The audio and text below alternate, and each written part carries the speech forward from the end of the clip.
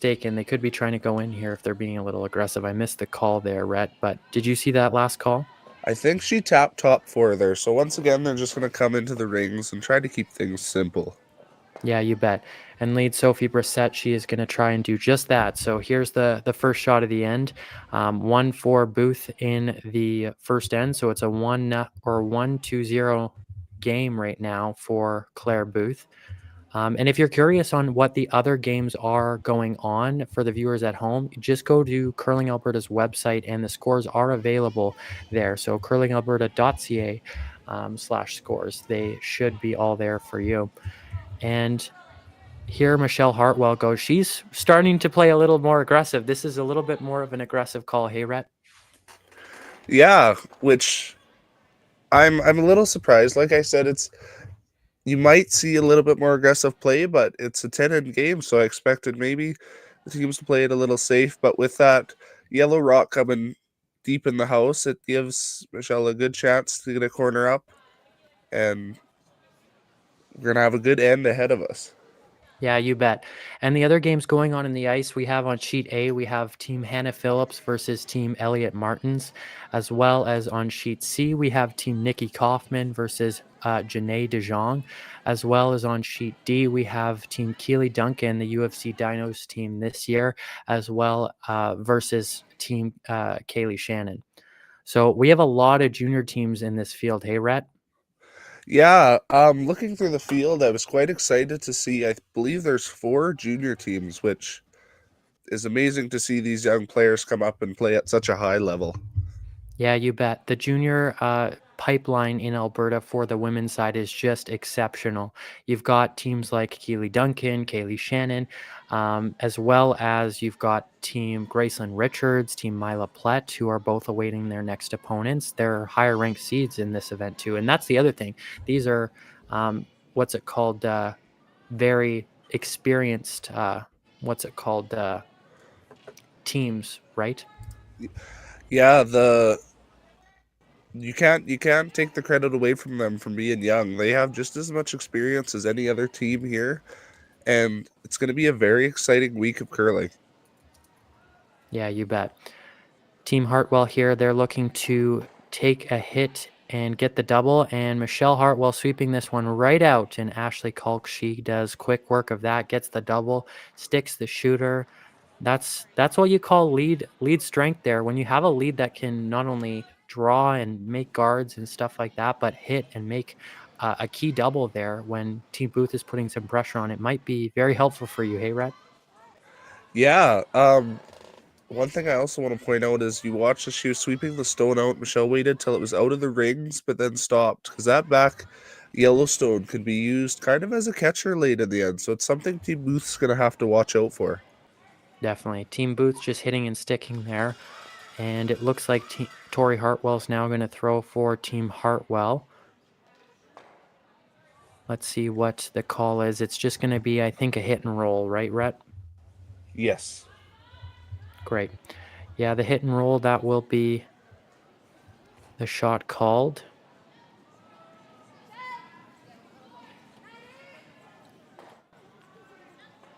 Ashley Kalk trying to work this back over. It's coming over now.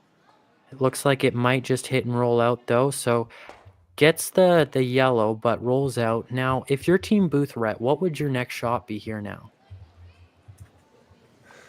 Well, as you can see, she's looking like she's going up for appeal, and I like it. It's early ends, and you have time, not to mention that it's early in the game, so you don't want to get too dicey. So I like the call they're making here, kind of keeping things a little simple like they would have liked at the start of the end. Yeah, you bet. And taking a look back at the team lineups, let's take a look at our coaches. So for the Booth team, it is well-known ice maker and coach as well, Mike Libis. He's a fantastic curler, coach, ice maker. He pretty much does it all. So well-known Curling Alberta member there, coaching his daughter, Sydney Libis, and her team. And we've got as alternate for Team Booth, Morgan Muse, who was the, Team Alberta at one point. So really cool to see all this like mentorship, I guess, that you would see on Team Booth through experience coaching of Mike and player experience from Morgan, right? Yeah, and that's the thing we talked about Michelle's team having experience, but there's no lack of experience on Claire's team either, whether it be through the coaching or the alternate. They're not a team you can count out, that's for sure. Yeah, for sure. A high-ranked team coming into this field. They did very well and qualified out of the Jasper Place qualifier that was hosted this year. Um, and looking at the Hartwell team, their coach Jim Weber, very experienced coach as well, and Erica Wise is their alternate. So it's going to be a really good game. We've got two ends almost completed here now. We're in the halfway mark of our second end, and we're just waiting to see if Team Booth can kind of stick this shooter and kind of sit it on the side. But oh, and they get kind of a wick off the top yellow hayret. Yeah, that's one of those ones where you say, "Oh, sorry," but um, you take anything you can get. Yeah, you take it for sure. That's a maybe not intended shot like that, not intended like that, but nonetheless a great shot from Jamie Scott of Team Booth. Here comes Lisa Miller, the third for Team Hartwell. She's just trying to hit and stick this shooter, I believe. And it looks like they're going to roll it a bit to the middle. Just a little hit and flop. So Claire Booth wanting to kind of get back to the middle as she doesn't have the hammer. So I think the big thing is you want to play in the middle if you're Team Booth because you don't want to give your opponents any opportunity to generate, right? Right? Yeah, that's the thing. The closer you are to the middle, the more open it is, and it gives you more options. It's early ends. You don't want to give the other team too many options just yet. Yeah, you bet. All right, and it looks like a nice hit and roll from Team Booth. Even though it's to the side, you would it's you've got that yellow catcher there, right? So who knows? Like it's out there. Hartwell, they have to make sure they're getting out to the broom on this side because we could see like rocks take off here early on in the game, right, Rhett? Yeah, especially this far out. I don't think we've been quite this far out yet, and as you can see, they're down sweeping already, so it might catch a little bit of fresh pebble. Yeah, for sure. Let's see if we can get a good hit and roll from Team Hartwell, and it does just exactly that. Great shot. And it's setting up for what's looking like another blank opportunity, but this time for Team Hartwell. So as we go into skip stones, Claire's first. She's coming down the ice now to throw. I believe just a little hit and flop. That was the call. So I think they will take it for sure. Oh, and it looks like our booth team, they have done a fantastic job in getting us some mics to hear what those players are thinking.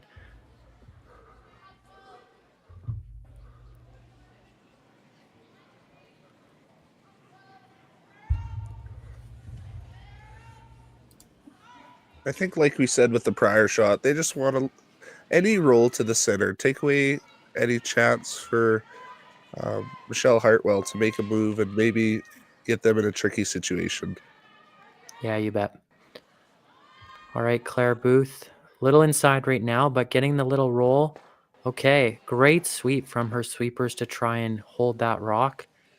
Great job from Jamie Scott. See, this is a little bit of a different lineup, I guess you could say. A little bit of an unorthodox lineup from Team Booth because they actually have their second, Sydney Libis, holding broom for Claire.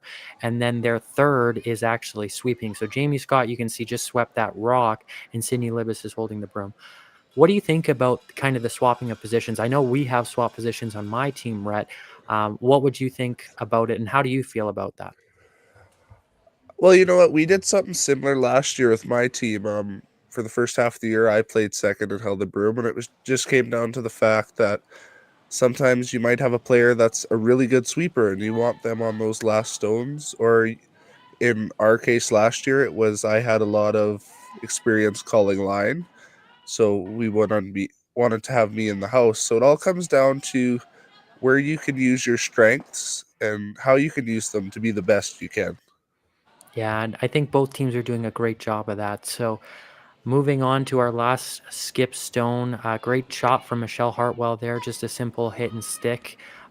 Making sure that Claire has to throw something at that rock. And who knows, maybe you get a break, right? So that would be an opportunity for sure for Michelle. And I think that's why the shot was called.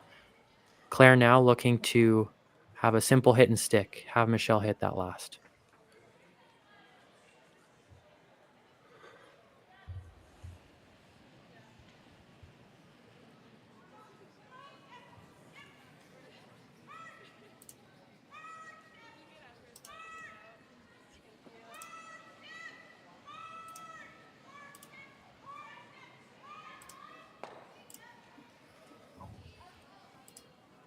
All right, Claire Booth. Her shot here. Sweeping it now. Looking for the little flop the other way towards her guard there. And she gets a little partial flop to the side. It's definitely going to make Michelle's blank attempt a little harder. Hey, Rhett? Yeah, that was really smart on the line caller's perspective there. She seen that they were making good contact on the stone and got them to sweep a little bit to get towards the roll. Exactly. All right, Michelle Hartwell, last stone in the second end for this A side quarter. Let's see, or I guess A side round of 8. And like you said, it's a little tricky of a blank here because that guard, that although it's so far over, it is in the eyesight, and you want to make sure that you're getting past it. You bet. Last stone here. Michelle Hartwell looking to roll out and get a blank herself and completed. Great shot from her. She'll get her blank and take the hammer into the third. All right, so just going around the rink, for those of you who don't know us, my name's Justice Jakes. I am with Rhett Malou. We're your commentators for this feature matchup here at the 2025 Curling Alberta Women's Championships presented by Sentinel Storage. We've got a great game here already for you. A little bit of a slower start for both teams just to try and get their legs in this game early, but we've still got lots of time. 8 ends left to play, so looking forward to it. All right, and a shout out to our sponsors there for end number 2. Our gold sponsors at the event who, like I said, couldn't have made this event, or we couldn't have hosted this event without their amazing support. So Fire and Flood, Missing Link Internet, Baytex Energy, CBI Solar, the Rimbey Curling Club, and New County 95.5 and Z 98.9 radio stations. Thank you for your support, because without you, this championship would not be possible. So Sophie Brissett starting us off here on the lead stones. Rhett, do you think it would be a little bit more of a better time just to try and kind of get something going now that it's the third end, you're getting into the, I guess, back half of the first half of your game? Yeah, no, it'd be a good time to start and put a little pressure onto the other team. Now you know the ice and you're feeling confident. You might not go hard for anything right now, but you're gonna make sure that if the opportunity arises, you're gonna grab it. Yeah, for sure. And a shout out to where these teams are from as well. Team Hartwell, they represent the Sherwood Park Curling Club, and Team Booth, they represent the Ellerslie Curling Club. So both of these teams are from around the Edmonton area or the Edmonton area. I know Team Booth, they have kind of a team that has players from across the province, right? Whereas Team Hartwell, they mostly all curl out of the Sherwood Park Curling Club. All right. Ashley Kalk, she is looking just to draw, and she sinks a little deep. Goes behind the house there, but one more to go for her to try and get that one back. And here now is an opportunity for Team Booth. Sophie Brissett looking to draw around her centerline guard.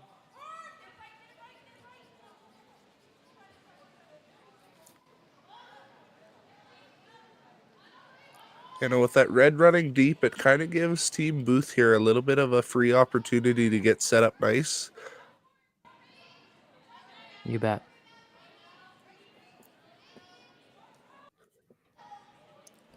They're getting the curl on it now. Claire calling for curl just to try and see if they can bury any piece of that yellow rock. It looks like they are. They're going to get there. A great shot from Sophie so far. You can show a little bit. So Michelle might be tempted to hit this right now, but you can't see a whole lot of it. So she elects to play the draw out wide.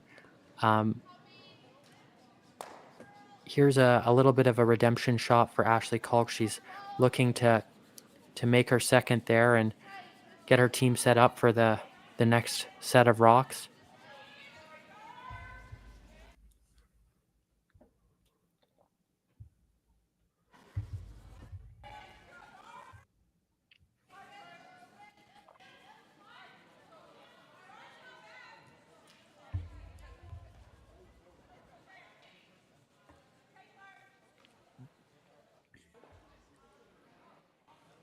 All right, and gets to the side, the edge of the yellow guard there, but didn't quite curl up for the team. Rhett, do you think that would just because it's maybe a fresher path or something like that? Yeah, a little bit of a fresher path, and the sweepers were on it early, so it might have backed it up just a hair. Really tricky to go from an inside out shot to coming to the center like that, as usually on arena ice the speeds are a little different. But it's still something that Team Booth's going to have to worry about. Yeah, you bet. Team Booth, it looks like they were a little inside there on that shot, and they peel their own guard out. That's not a bad outcome, though. Hey, Rhett? No, it keeps it nice and open. There's not a lot of trouble you can get into now, and although they might have liked to keep it around, it's not the worst thing in the world. Definitely. Team Hartwell looking to apply the pressure now and put two of their rocks in the house to set up for a possible deuce. Tori Hartwell, daughter of Michelle, the skip, looking to just hit and roll a little bit on that rock.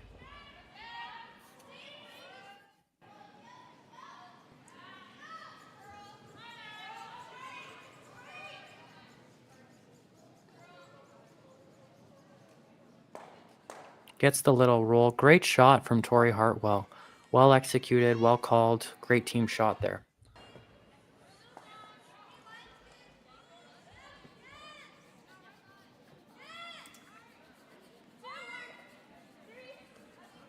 All right, and a little bit of a around the rink update for you for the game so far. As we are in the third end of our game, Booth leads 1-0 over Hartwell. We have over on sheet A, Hannah Phillips playing Elliot Martins, and Elliot Martins gets one. They had the last stone first end there on that sheet, so they're in number 3 as well. Team Kaufman and Team De Jong still at a deadlock at 0 apiece. They've blanked both of their first two ends into the third now. And Keely Duncan getting forced on her first, but steals one in the second. So they're up 2-0 on Team Shannon for the last game on sheet D. Just If you're stuff. curious.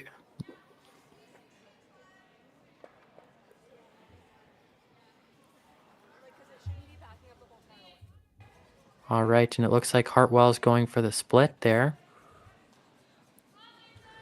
Hartwell there really having to drag this one. Lisa Miller doing her best with Ashley Kalk to try and get this one in the house above that yellow rock that's sitting up at the top of the 12-foot.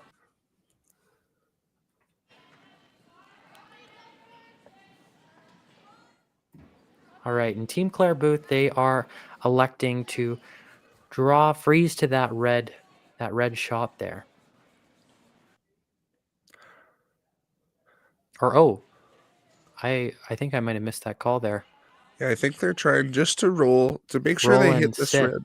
Yeah. Yeah, you bet.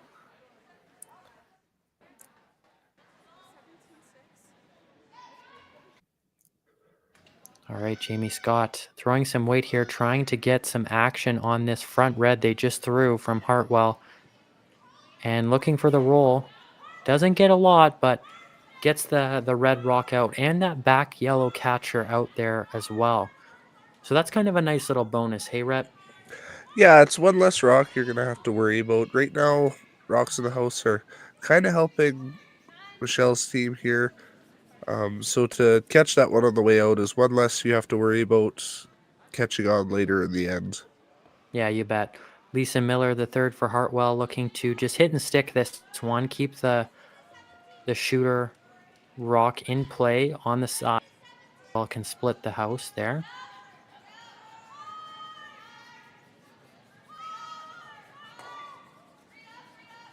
Great shot from Team Hartwell. They stick that shooter, and it looks like it's second shot over the yellow, so great result for them. Team Booth trying the same thing, hit and roll over to that red shot rock.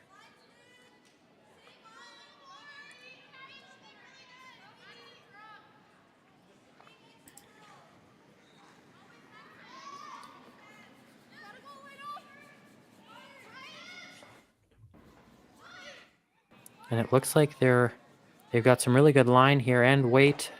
Big roll from Team Booth.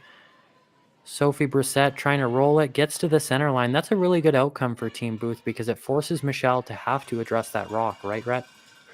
Yeah, it's rolling into the center there. It's kind of a troubled stone for Michelle, so she's gonna have to do something about it. And wherever she puts the stone, she's probably gonna leave something for Claire back. So it's a really good roll on Team Booth's side. You bet. Lisa Miller with her last stone of thirds rocks, trying to hit and roll under that yellow. Michelle calling Tori on. Oh, and it looks like this one's over curling. And it's going to go right by that yellow shooter. So a little bit of a misthrow there from Lisa, but Team Booth having an opportunity to try and maybe play at this red rock that could come back into play here, right, Rhett? Yeah, I didn't see exactly what they're planning to do here, but they're gonna want to make sure that they do something with this red rock because although you have two yellows sitting there, it's still in a good spot for Team Hartwell. So Claire's just, I think that's enough ice to come down to it. Just gonna come down to it and hopefully make something good for her team.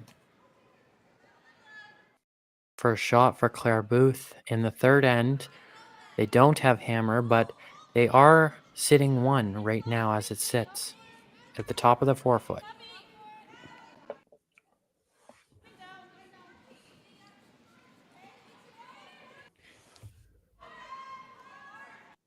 Team Booth calling their sweepers on early.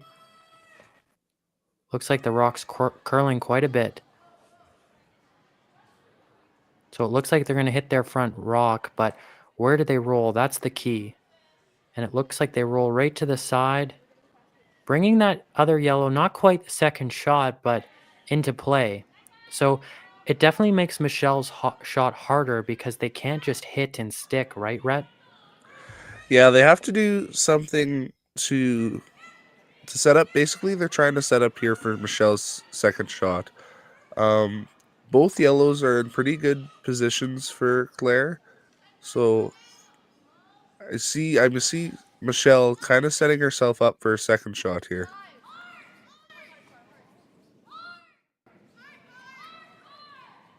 And like I said in end one, we've got a pretty even matchup here with Claire Booth coming in at 76th in Canada and Michelle Hartwell at 57th in Canada. These teams have played a lot this year across the Alberta Tour, and they've both played really well to qualify here for provincials and at the Jasper Place qualifier, both of them, and looking to come in and make a name for themselves again.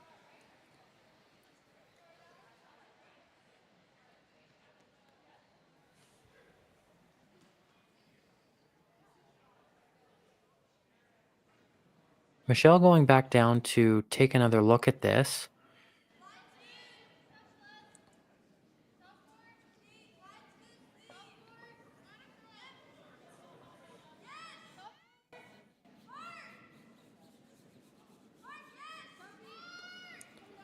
The other option too is trying to hit that other side rock, and I think that's what they're looking at, right, Rhett? Yeah, it looks like they talked about maybe hitting that side rock and rolling in a little bit, but back to the original call here, which I like because right now that top yellow is probably creating the most problems for her. And if they hit this one on the nose, it's going to make it so it's usable for her next shot. You bet. Michelle Hartwell with her first here for her team in the third end.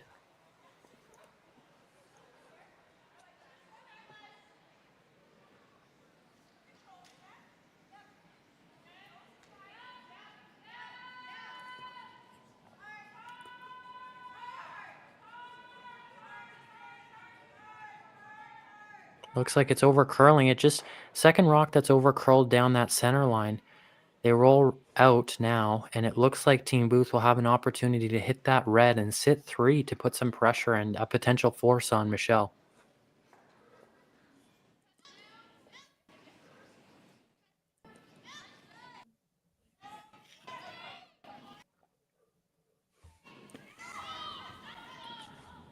Last shot for Claire Booth here. Rhett, do you think it's safe to say they're probably not going to overcomplicate this one? Make the rock go away. No, that's your main goal. You already have 2 yellows in the house that are pretty spread out, so you want to make sure that you just make this red go away and force Michelle to take her one.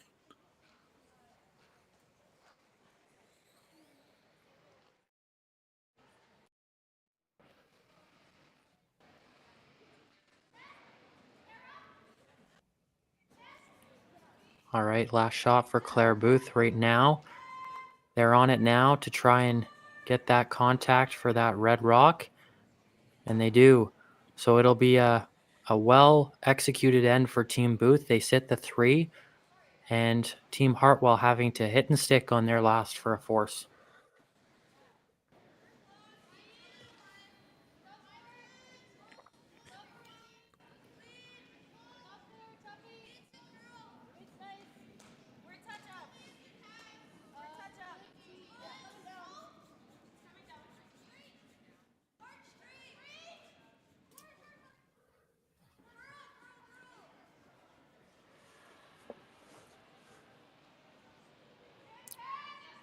Final stone for end number 3, Michelle Hartwell here, looking to hit and stay for their single point.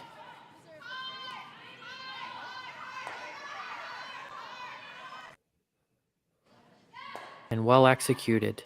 It looks like it's close. It looks really close right now. Both thirds are going to take a look to see what Rock scored. It might have been 1 yellow there.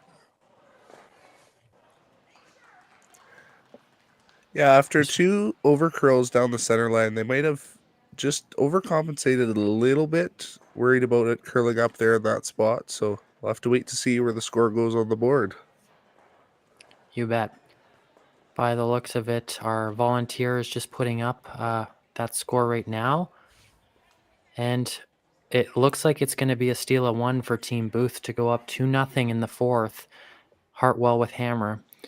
Now, Rhett, now that we're kind of in between the ends, let's take a look at what's at stake here. So, for anyone who is new to the sport or new to our event here, this is the Alberta Women's Provincial Championship with the right to represent Alberta at the Scotties Tournament of Hearts. The winning team will get to represent our province along with Team Alberta Sturmey that's already qualified for Thunder Bay. They were originally supposed to play in our event, but after Chelsea Carey's Manitoba rink only had 2 of their original members from their previous season, they couldn't claim the berth. So Sturmey, being the next best on last year's CTRS, moved them to the national pre-qualifier and getting them a spot in the Scotties already. So one Alberta team looking to join them in Thunder Bay.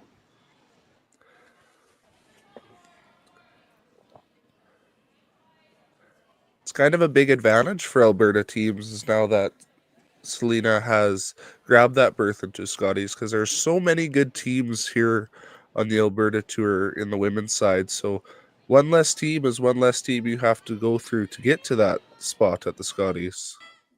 You bet.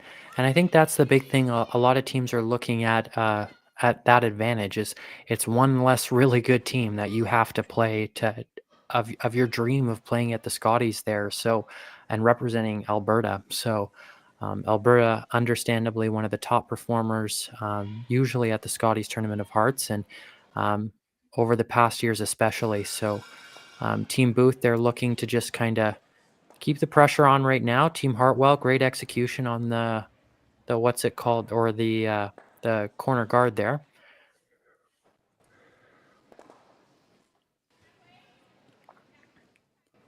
And Sophie Brissett looking to potentially bump this yellow up a little bit.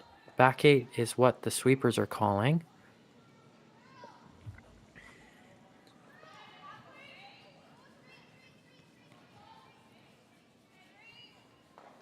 And they'll bump it up a little bit and roll their shooter in. So it gives them some space, Rhett, but it rolls that yellow under that red guard.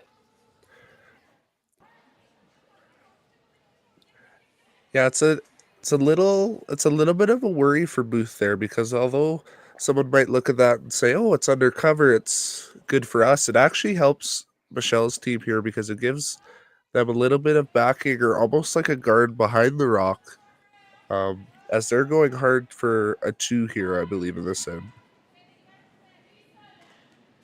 Exactly. It looks like the sweepers are going to go a little bit for weight here. Lisa Miller trying to work this one over now. Doing a very good job of that.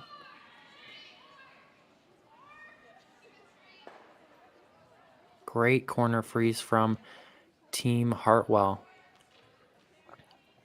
You could have wanted it a little bit farther over there, Rep, but the odds of Team Booth playing with their own yellow as backing there, would you say it's quite high? Well, it all depends on the confidence of this Booth team. Um, they are going to have to watch out for that yellow in the back, but it does make them have to make a play onto this redstone. Exactly. Team Booth trying to get their rock back over towards the shot stone. And it'll just pass right by, but looks like just a hair. Would you say over iced or Um, overthrown there, Rep? I think a little bit of both there. With especially arena ice, as soon as you bring up that weight, it tends to straighten out. So maybe they're still learning the ice and a little bit over ice, but I think it's more so on the overthrown side, because we are seeing some good curl here in Rimbey.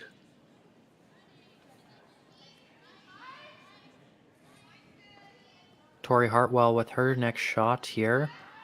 Trying to keep the pressure with something generating for Team Hartwell that they're going to try and manufacture into a deuce here or more, potentially.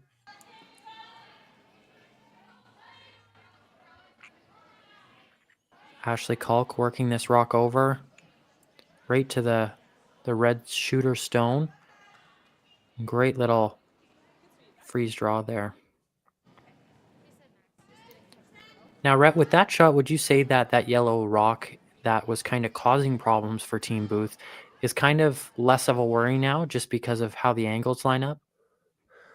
Yeah, I would say, because that little bit of a bump kind of pushed that yellow to the side there, and now more so that red is always going to come on to that other red, and it should squeak past. So I don't think Booth's going to be too worried about their back yellow now.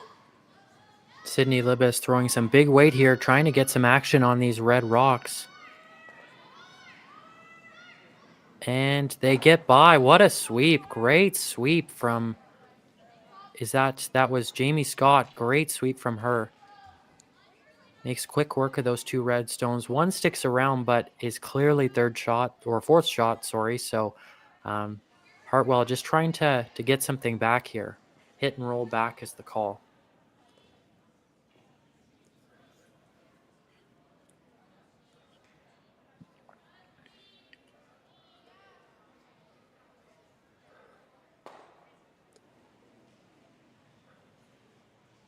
Very nice shot by Booth there to sit 1-2-3. It's going to make it hard for Team Hartwell here to generate that deuce.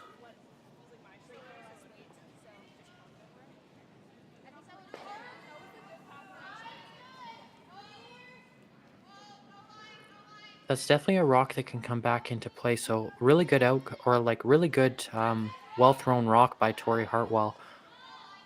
Their yellow shot is sitting one, but that red could come back into play. So Booth is going to try and put the pressure on now. Sitting one. Rhett, do you like this freeze call here? Yeah, I do.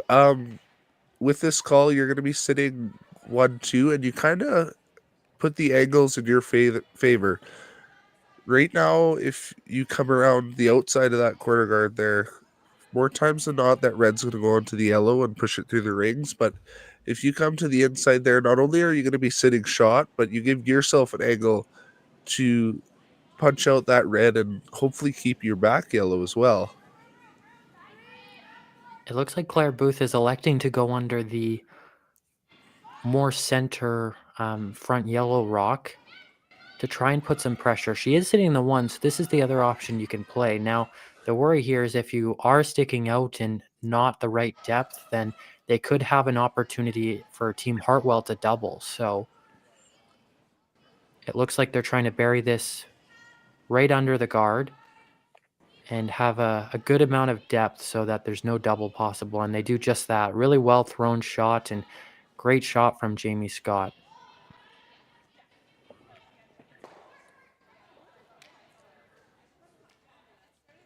Hartwell thinking on what to do now after Booth is sitting two.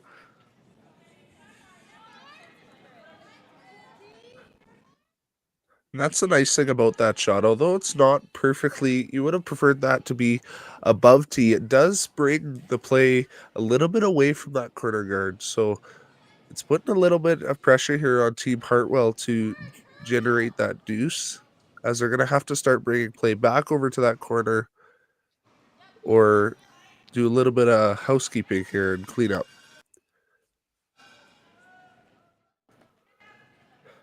Hartwell trying to make some rocks go here. And it looks like great double execution from Lisa Miller, the third for Team Hartwell. Takes care of those two yellows. And now you'll start to notice, Rhett, there's a lot of those straggling red rocks around, right? Yes, it's the one thing in curling that you learn the hard way is the ones that stick around can always come back to bite you. So it's looking like a very red house here. I always say in junior curling, the first way you know you're learning is if you learn the lesson of the strike or the straggler rocks that kind of catch up on you, I guess, at the end of the end. And it looks like Sophie Brissett is just looking to see if that rock is in play. They'll get the one, nose hit. Michelle Hartwell now looking to see if she can get that other red back into play. Maybe bump it a little bit. And if they throw soft enough weight, could they maybe potentially stick their shooter in for another shot rock?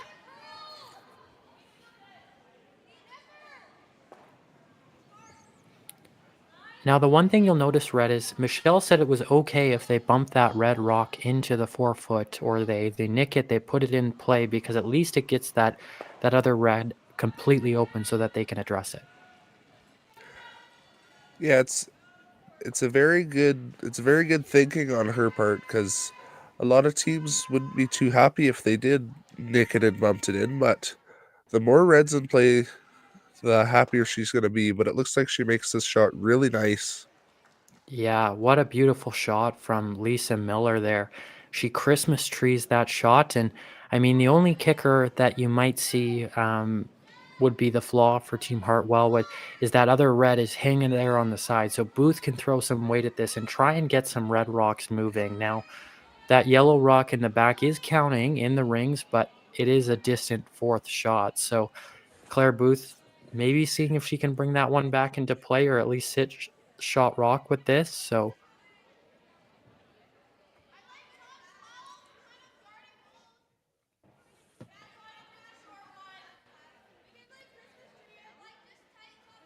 And while Team Booth discusses, we'd like to thank our sponsors once again, our local sponsors. They've just done a fantastic job providing everything that's possible with this championship. So thank you to our silver sponsors, which are E360s, Fortis Alberta, GLDC, Evergreen Co-op, the Town of Panoka, Kiera, and Service Credit Union.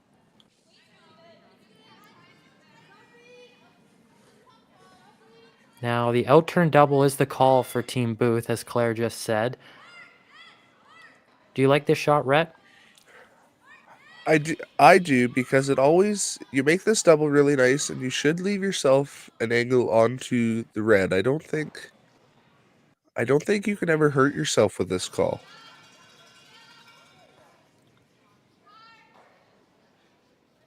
Claire Booth in her first, in the fourth, up 2.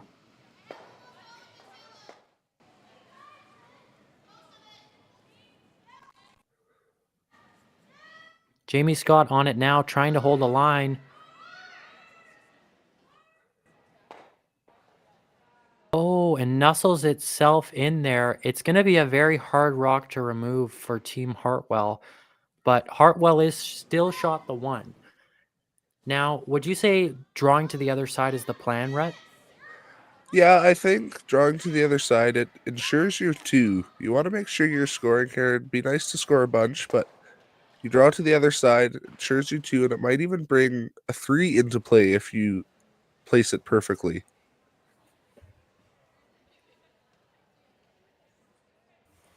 Michelle coming down to the throwing end and looking to throw her first stone in the fourth end of our first game, draw 1 of the 2025 Curling Alberta Women's Championship presented by Sentinel Storage in Rimbey, Alberta.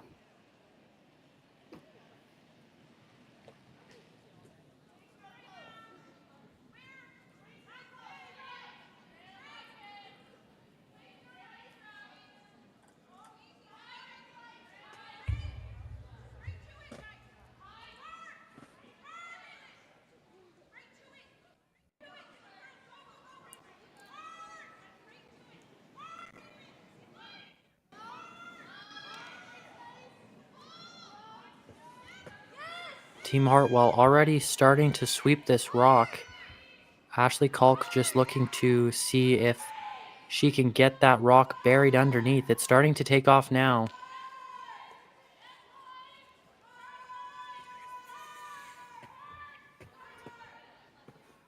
Oh, they just tap the side of that yellow rock, but they'll roll right in there. It was only just a little whiff. Pretty good outcome, would you say, Rhett, for Team Hartwell? Yeah, it's in a really good position there, and even with the wick, it's something that Claire's going to have to worry about. And I got to give a lot of props to Michelle there. The last few hands, she's been playing a lot of hits. So to kind of go back to what she knows from the pregame practice and to throw a nice draw there, it's not the easiest thing to do after throwing a bunch of hits back to back. Claire Booth in her last stone for their team in the fourth end here, up 2-0 on Team Hartwell. But Hartwell with the hammer with a potential 2 on the line if Booth successfully hits this rock.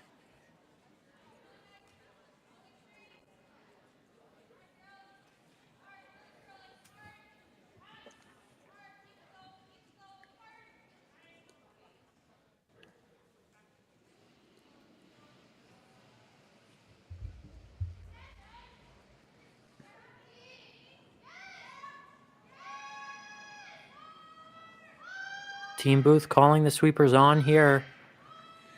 Looking to sneak by. Oh, and they just tap their yellow at the top there. So it looks like Hartwell will have the opportunity to draw for 3. She just threw this, so she should know the weight. But an opportunity for 3 for Hartwell in the fourth to get right back into this game and take the lead. It's one thing both teams are going to have to keep an eye on. There's been a lot of over curls coming off of the center line there. So although you would have liked to make that shot, it's something that you can take and you can learn from for the next end. Last stone from Michelle Hartwell. Red Rocks. A draw for 3 in the 4th.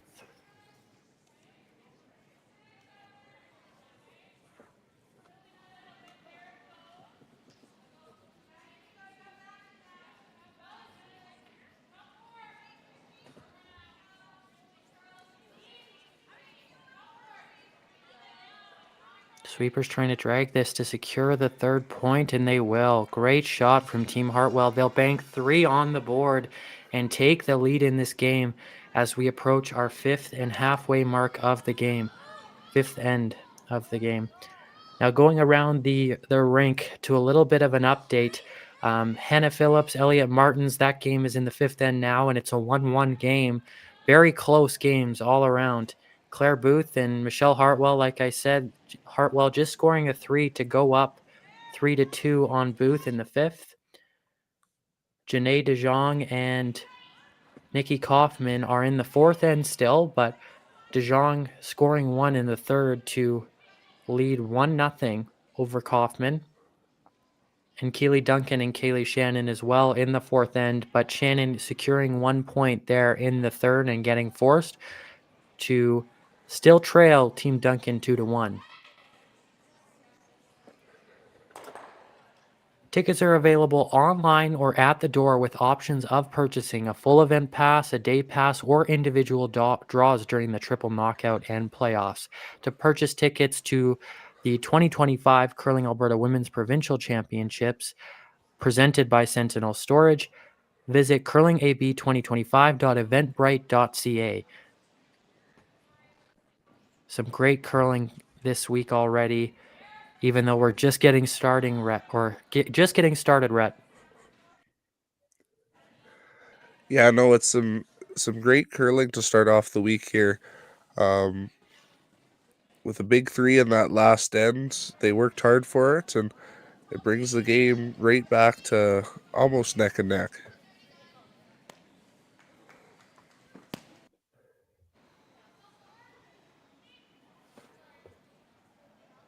Claire Booth being a little bit more aggressive here and electing to come around the centerline guard, just thrown by Team Hartwell.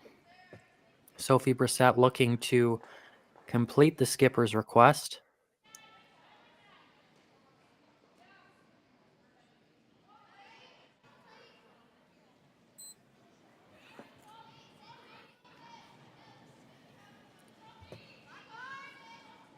Sweeper's already going on it. Looks like it's curling now.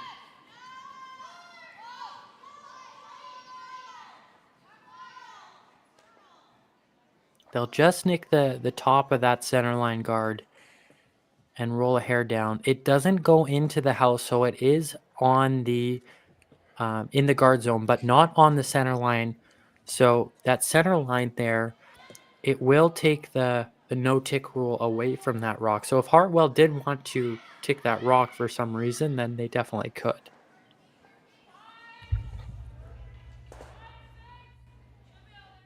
Hartwell trying to draw around that center line guard now. Get something going. Capitalizing on the Booth miss. A little wide for Hartwell though.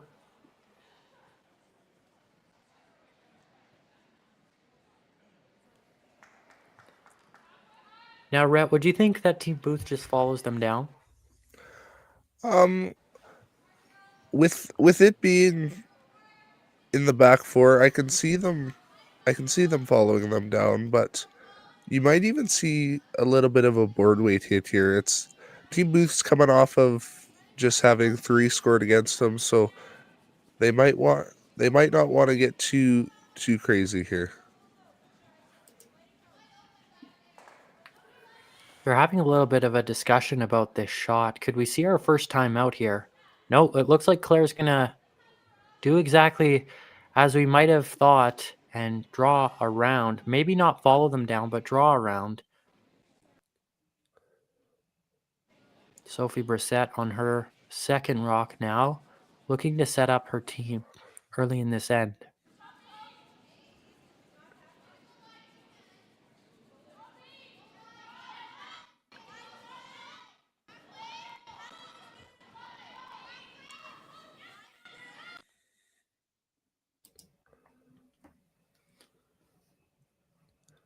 This rock will just slightly over curl. It won't bump that yellow rock at the front of the house into play, but Hartwell looking to apply more pressure and put that red rock at the top of the 8 foot to the 4 foot there.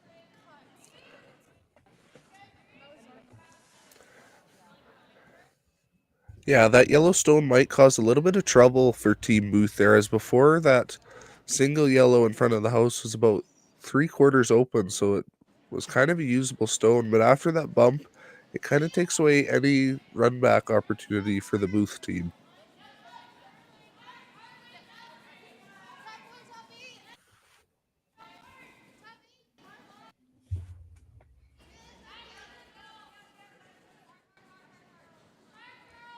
And we'd like to thank our bronze sponsors for this event: ATB Financial, Diamond Liquor, Rimbey Kinsman, MNPLLP, Raise Esso, and Sears, 3D Development, BDO, Busted Ladies, Rimbey Review, and Buist Motors.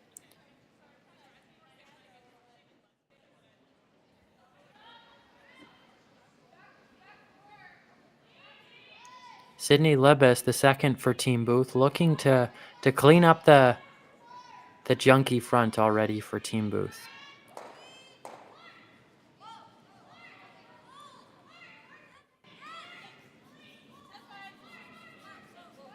Yeah, it Hartwell looking.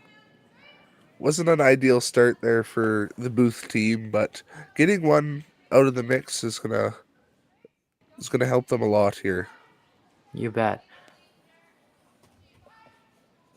Hartwell is looking to draw around that red guard there. Apply the pressure here to Team Booth.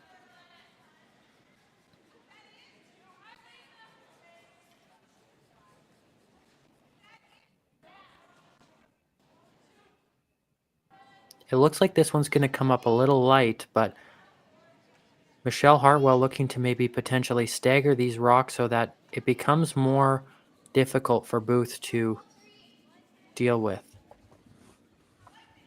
She gets the roll off, but Booth now trying to maybe peel these reds out and get some space in the middle for their next shots to come.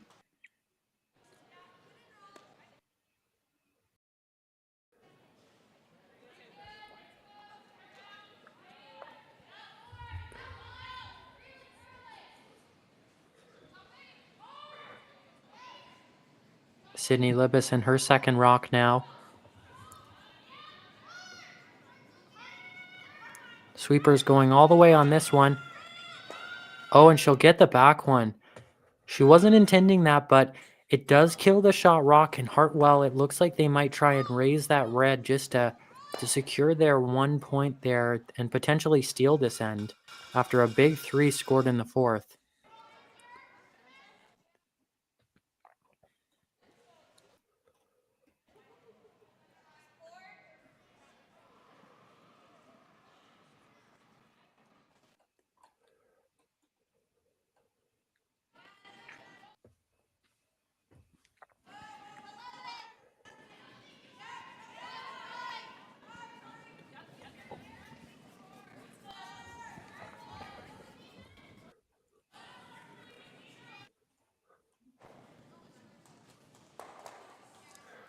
Now, I'm not sure if there's been a little bit of the change in speed on the ice here in this end, but we've been seeing a lot of these players come up late, which I would say is a little uncharacteristic for both teams.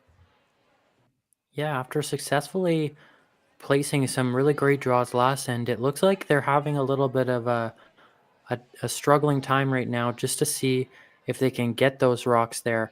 Hartwell coming up short on a few, and Brissette, she came up short on a few for Booth as well on the first. It looks like Booth is going to elect to maybe draw here since there isn't a really good shot rock in the house at the moment.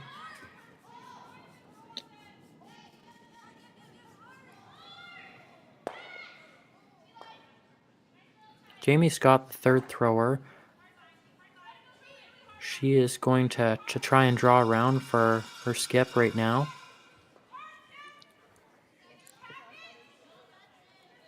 Gonna have to watch what this is gonna do. I don't believe they've been out this wide for a draw quite yet, so might be a little slower out here and might grab a little sooner.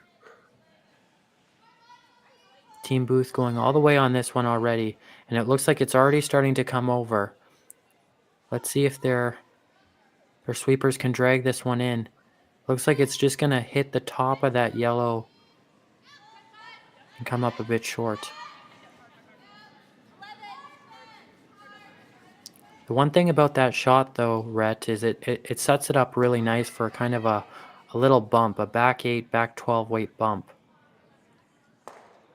Yeah, and that's exactly it. We talked about a lot of these players coming up light, but the nice thing about where those stones are is there's a lot of shots that can be played off of them. So although they aren't in perfect positions right now, they're set up in a way that they can be useful later. Hartwell out a little wider, trying to avoid the guards like Booth. And it looks like they had Torrey Hartwell going to just get by, and now Torrey's going again to try and bury. Wow. Great sweep by Torrey Hartwell to bury that rock there. And they get completely covered. Just the curl in that ice, the finish is quite incredible. Hey, Rhett? Yeah, a big shout out to the ice makers here in Rimbey. That is some great movement, and it goes to show we're gonna have a lot of great shots to watch throughout the week. Jamie Scott looking to follow Team Hartwell down. Booth already on this rock.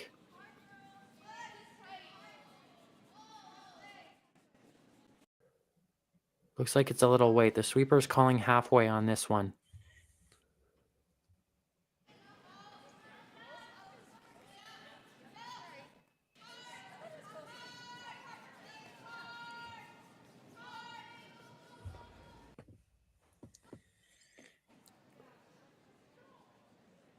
Now, if you're Michelle Hartwell, what do you think you'd play right now, Rhett? Well, you know what? You just seen the path and kind of the weight of that come around draw there. So I think I'd like to come around. I do like what she's saying here.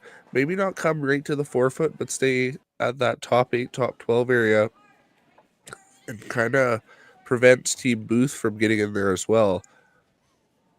It does prevent a Booth run back really well, because those yellows that Scott and Brissett threw up, they're setting up quite nice to move on to that shot sitting in the back of the 4.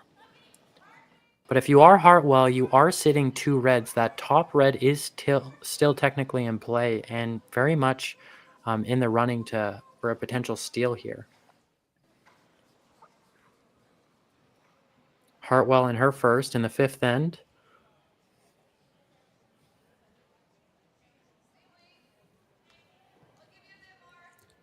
It really goes to show what we talked about earlier about those rocks that are kind of towards the edge of the rings. They might not be close to the pin, but there's still something you have to watch out for.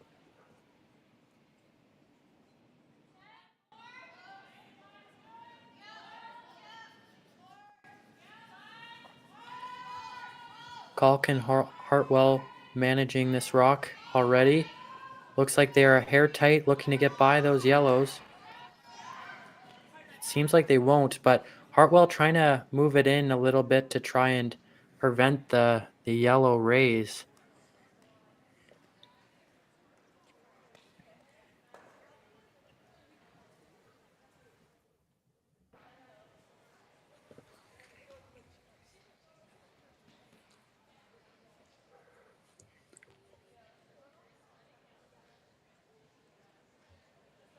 Now, Claire's seen a bunch come down this way, so she should have a really good idea of line and speed. But as you heard the player saying there, you just have to trust it. That's one thing when you come out this wide, you feel like you're kicking out with quite a lot, but you have to trust that it's a little slower and that it's going to come up that little bit earlier. Claire Booth in her first here, trying to put the pressure on Team Hartwell and sit 1 to potentially set up for 2 here.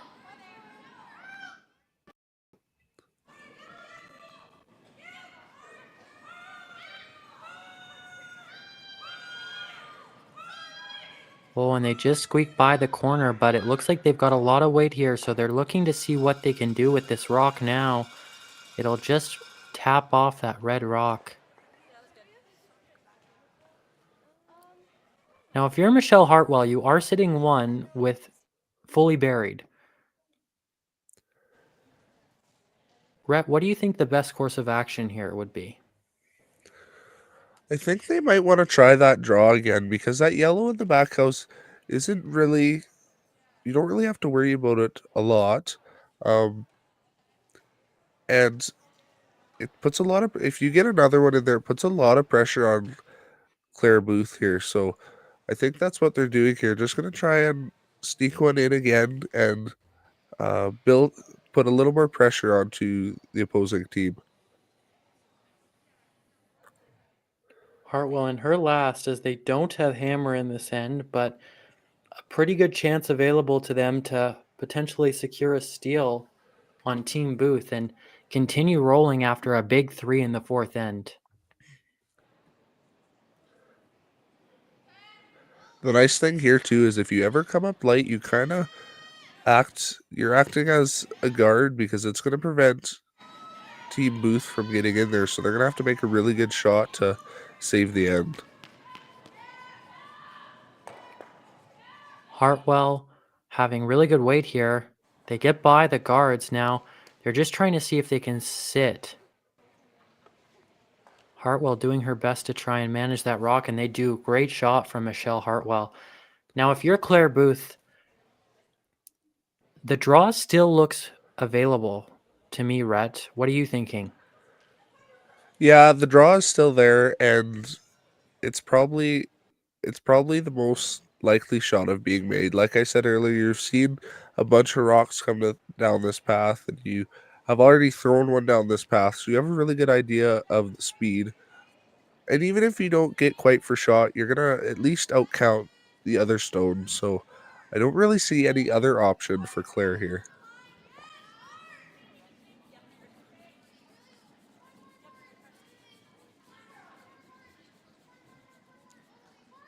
Claire Booth in her final shot here in the fifth end with some pressure applied from Team Hartwell, shooting against 2 with her final stone.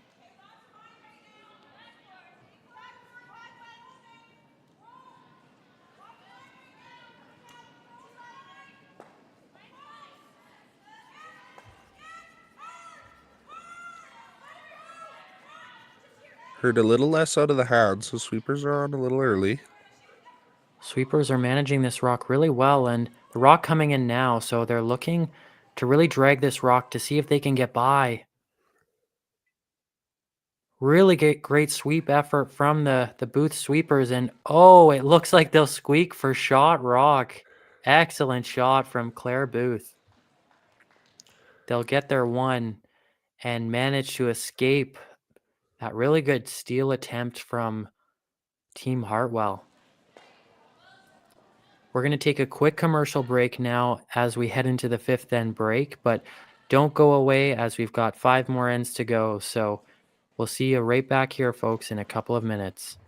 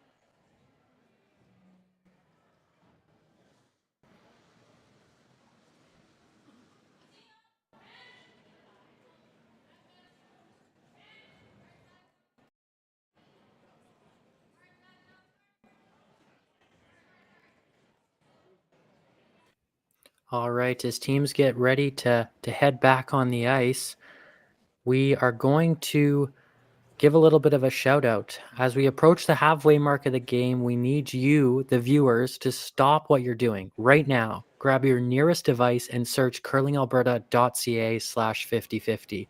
The Rimbey Host Committee have done just an outstanding job leading up to the Women's Provincial Championship presented by Sentinel Storage, and the 5050 this week will support the Rimbey Curling Club. Buy now for your chance to win and support a great club with grassroots curling. Tickets on sale from 9 a.m. to 10 p.m. January 22nd to 25th and 9 a.m. to 6 p.m. January 25th. Buyers must be over 18 and in Alberta to purchase. I know I have my 50-50, Rhett. How about you? Oh yes, I've went and bought a couple myself. Love to support the different clubs and that are putting on this amazing event.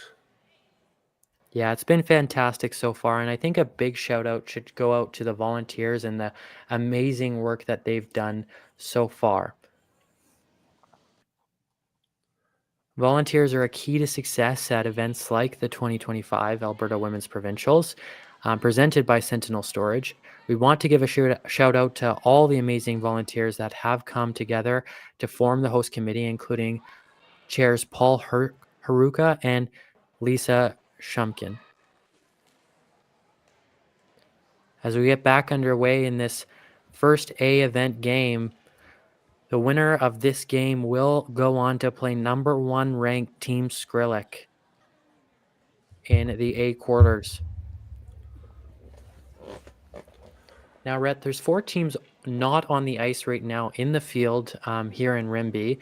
That's Team Skrillex, as I said, the number 1 seed, Team Richards, Team Plett, and Team Silvernagle. Those teams all had enough tour points to accumulate a bye into the quarters, so they await their opponents here from the round of 8.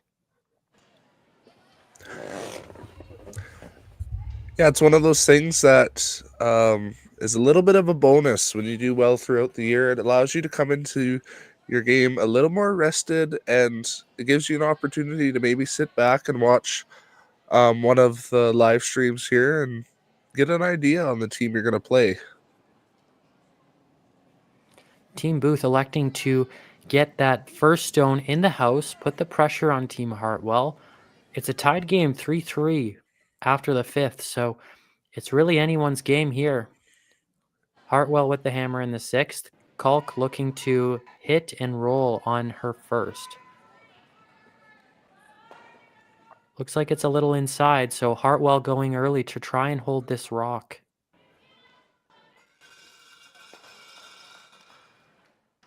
Great sweep from Tori Hartwell that will manage to keep that rock making contact with the shot stone, but rolling out is the result. You know, even though we're a tied game here, Hartwell is going to have to keep in mind that Claire Booth just made that really clutch draw.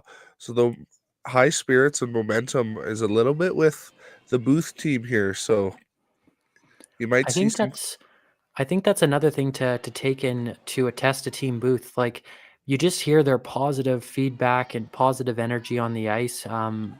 I've really noticed it here watching the first 5 ends as well from Scott and Brissett, that they're the front end and they just make sure Claire has all the confidence in the world to throw that last rock to make that big shot in the 5th. So great first draw. That's probably a shot to remember for the week for them. So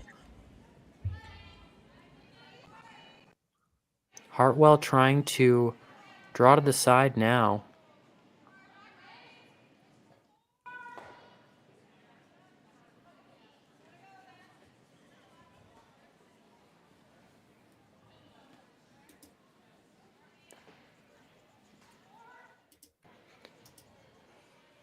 And as we get into this end, let's do a little bit of a round the house update for the other draws that are on the ice right now. Hannah Phillips and Elliot Martins, they're playing on sheet A, and Martins takes a big 2 in the 5th to go up 3-1 against Hannah Phillips. Sheet B is a 3-3 tie, and that's our feature game here, Hartwell Booth, and they are in the 6th as well. Janae DeJong is up 2-1 on Nikki Kaufman in the 6th as they come off their break, and Keely Duncan giving up a 2 from Kaylee Shannon. So it's a tie game there as well on sheet D. So close games all around throughout the first draw. Yes, a lot of close games and a lot of really good curling. I suggest to anyone that has the chance to stop by Rimbey there and take in the event.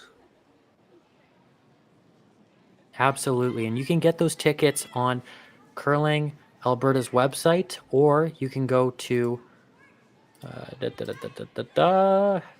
to get my little cheat sheet here. The ticket website on Curling Alberta. Yeah, so just go to Curling Alberta's website, check out the live scores, check out the event. If you're near the Rimbey area, or if you're wanting to try and see some really good curling in person, tickets can be purchased at the door or online. So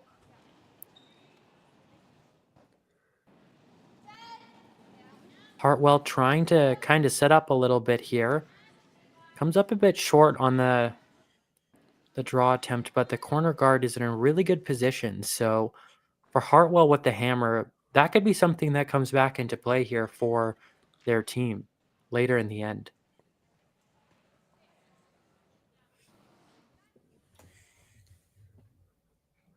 Sydney Libis now trying to draw around the centerline guard previously put up by Sophie.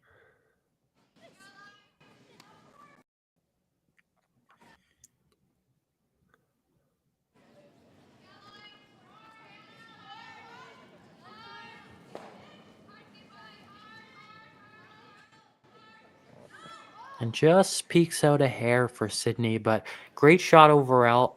Excellent draw weight there. Michelle's going to make a little bit of a softer weight play on it by the looks of it. Would you say board weight is the right call here, Rhett? Yeah, I like board weight with the movement we're seeing and the way the ice is running. Board is just enough that it shouldn't take off from you, but also the right weight that you bring your sweepers into play. Absolutely. Lisa Miller trying her best to try and get this rock over. An excellent roll opportunity for Hartwell. Wow, great shot from them right under that corner guard. That's got to be so far a highlight reel shot for Team Hartwell and all the teams here in Rimbey. I know it might be a simpler shot, but those simple shots win you games. So great effort and great throw from Tori Hartwell and her sweepers. That's the other advantage of throwing a board weight or something like a board weight, a hack weight there, is you're going to keep your shooters. So you more likely than not are going to get those nice little rolls behind guards and going to have to put a little pressure on the Booth team here.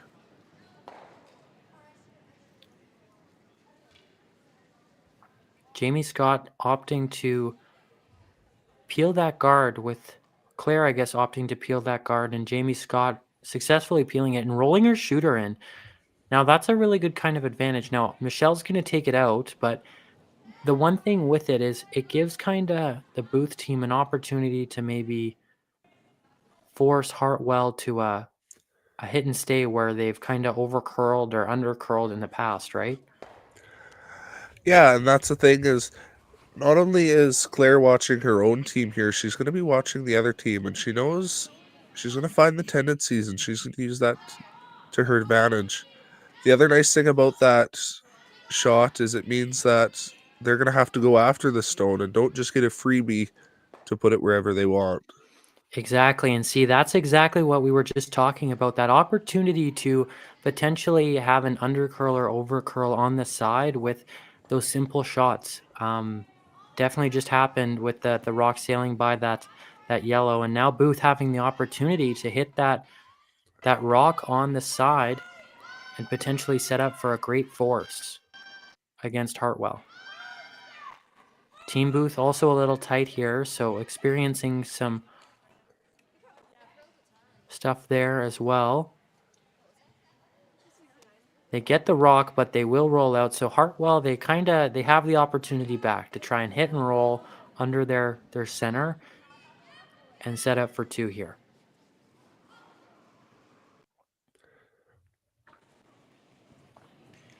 And although they would have liked to hit and stayed there, it's nice that they got that red out of play.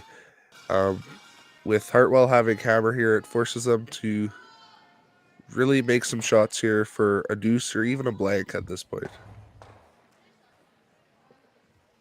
And that red just sticks around, so it forces Claire to kind of address it with the lack of rocks in play here. But with that center line guard available to them, Claire's going to do everything she can to try and roll that rock back into the center so that they can use that and utilize that guard that they have in play.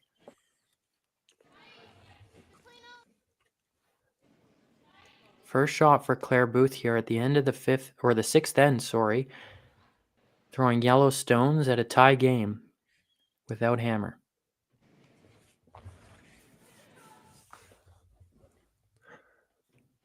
Now they're going to want to make sure they make contact here, but the other thing you're going to see is they're going to make sure they get a roll. Because although you might not make the roll perfect, if you put it into a different spot, it's a little bit different of a path for Hartwell to follow. So a little wide there, and they roll out, but not a bad result because you remove the rock, right, Rhett? Yeah. All right. Now Booth Hartwell, sorry, trying to draw into the middle and put some pressure on their opponent.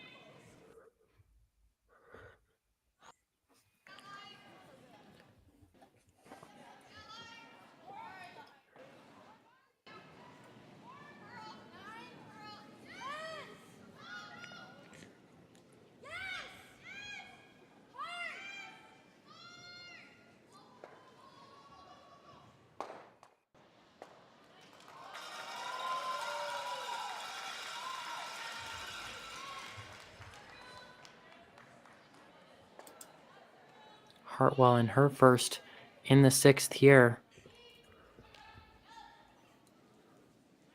With a draw attempt around the guard.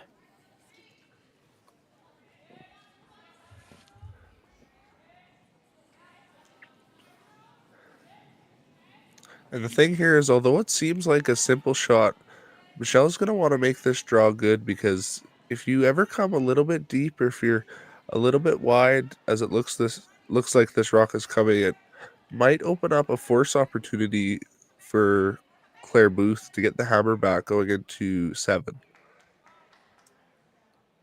That was a great shot from Michelle Hartwell. Gets right under the guard and doesn't show Claire a whole lot.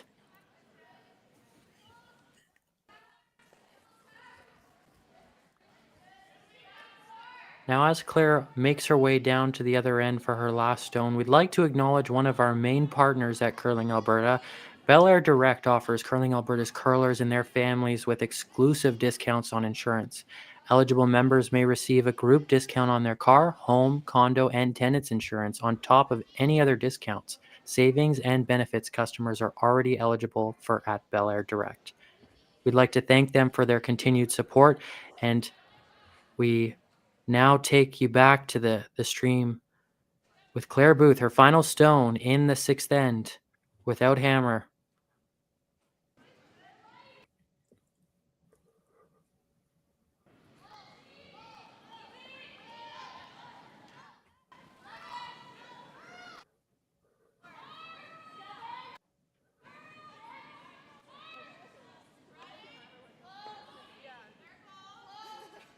So a little bit of a mistake there from Team Booth, and Hartwell, they'll just nick the Hartwell stone and it remains in place. So an open draw for Michelle Hartwell to go up 5-3 here on Claire Booth in the sixth end. Rhett, I really like this path they chose. They just threw it. They know the path, and I think the one thing that Hartwell's team is doing really well is those simple shots they're just executing at a high level right now. Yeah, I'm with you there. I really like the path they've chose as, like you said, they just threw it. So the sweepers are going to know the weight. Michelle's going to have the feel, and her third in the house is going to have an idea of what it's going to do on the line.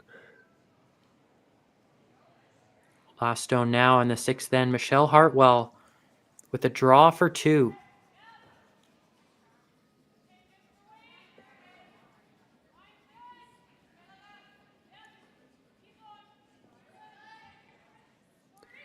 Ashley Kalk saying just clean, and the sweepers making sure that their rock is in the rings, and they do indeed hit it. So that's another 2 points for Hartwell up on the board to go up 5-3 in the 7th.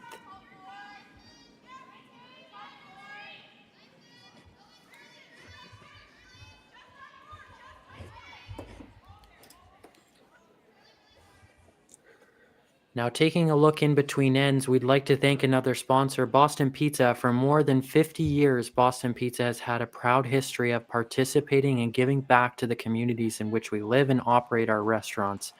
The Boston Pizza restaurants of Northern Alberta understand the value of being involved in the community, and Boston Pizza is honored to be involved and support the community where it needs it the most.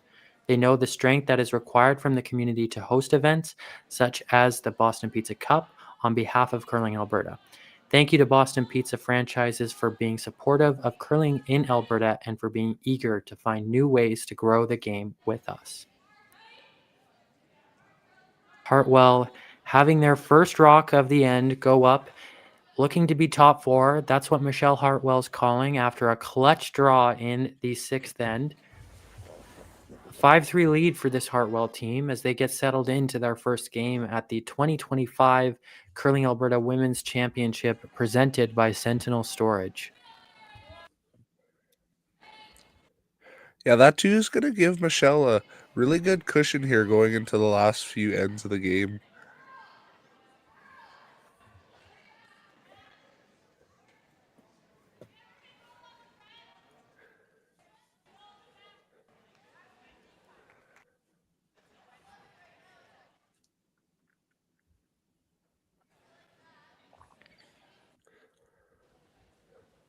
Now, as we get settled into the first end here, let's take an update around the rink. We do have some score updates from some other sheets, with Hannah Phillips getting 2 right back on Elliot Martins, and it is a 3-3 tie heading into the 7th end there. Michelle Hartwell leads Claire Booth on our feature sheet 5-3 in the 7th as well. Keely Duncan also getting 2 right back on Team Shannon on sheet D, and they lead Team Shannon 5-3 as well, with 4 ends to play as well.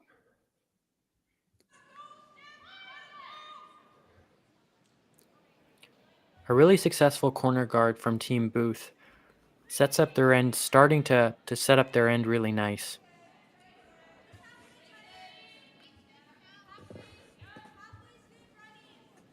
Lisa Miller now trying to kind of work this rock over towards the center line so that they can at least bite a piece of that center line.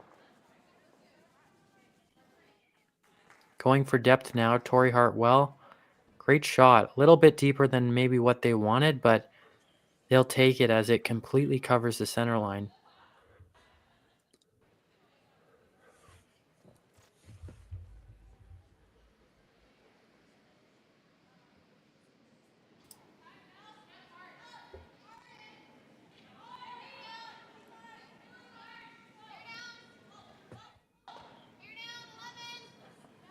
Booth saying it's a little bit up now. Waiting to see if this rock sticks around.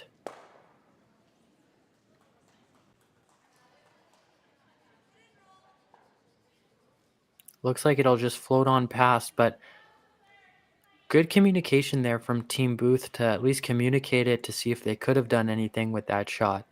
Now, if you're Team Hartwell, you really want to try and make sure this rock is above the tee line and just under the guard, so maybe even just partially buried to put some pressure on your opponent.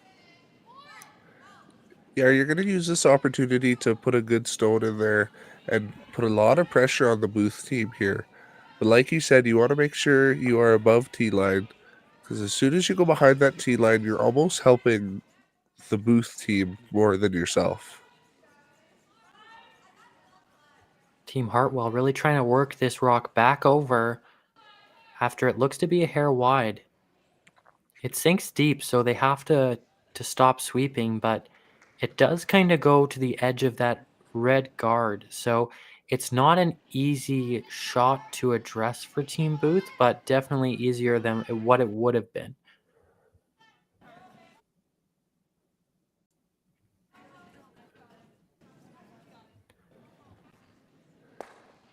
Sydney Libis with a little easy weight bump here to try and hopefully have a little roll inside.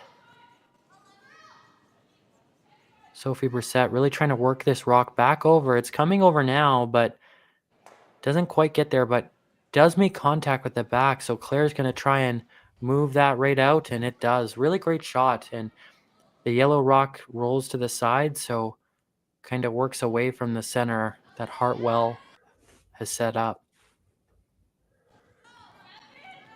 Yeah, Team Booth there is going to have a little bit of sigh of relief. Those two rocks being within the 4 foot were a little dicey, but now having the rock roll away, it's going to turn into kind of a hit game, and they should be able to get out with a nice, easy end. Hartwell electing to hit this side yellow, but they will roll out. So this will give Claire Booth an opportunity to potentially draw under the corner guard she set up earlier in the end.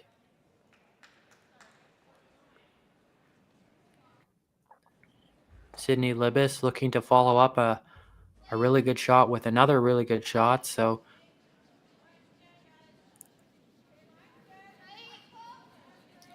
no timeouts left, or no timeouts used in this game, yet, Rhett. No, both teams are very smart strategic wise and have some very good communication throughout the team. And they haven't gotten themselves into too much trouble. Maybe some shots that they would have liked to go other ways, but so far they kept a pretty good game so far.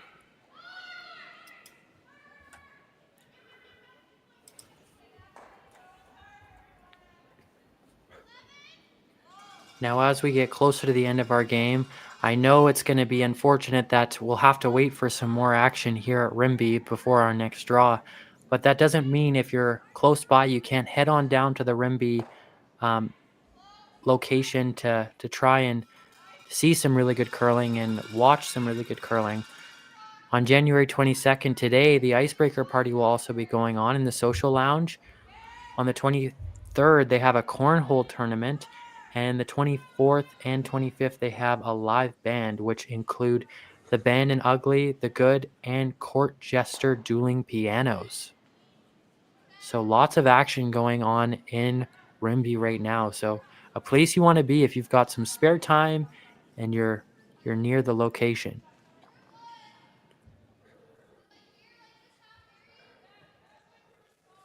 So the one great thing about curling events like this is not only do you get to enjoy great curling, but you get to enjoy different aspects like that.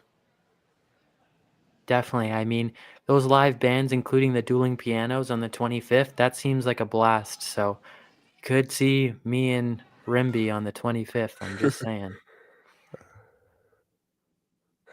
Pulling out some dance moves with the lives band. You never know. You never know, Rhett. Team Booth looking to draw around here. Their yellow rock coming close on the red guard thrown by Hartwell. It does rack the guard because it is a little light, but Team Booth, they still have an opportunity to potentially score a deuce here. They've got lots of different guards in play, and with Hartwell addressing this yellow on the side here, it could give them an opportunity to draw around later in the end, Rhett. Yeah, no, right now it's kind of anybody's end. You're going to see both these teams trying really hard to make some good shots because right now this end could go either way. Lisa Miller a little outside here. Rolls out, but gets rid of that yellow rock. Claire Booth potentially looking to bump or draw around. The bump is the shot she's elected.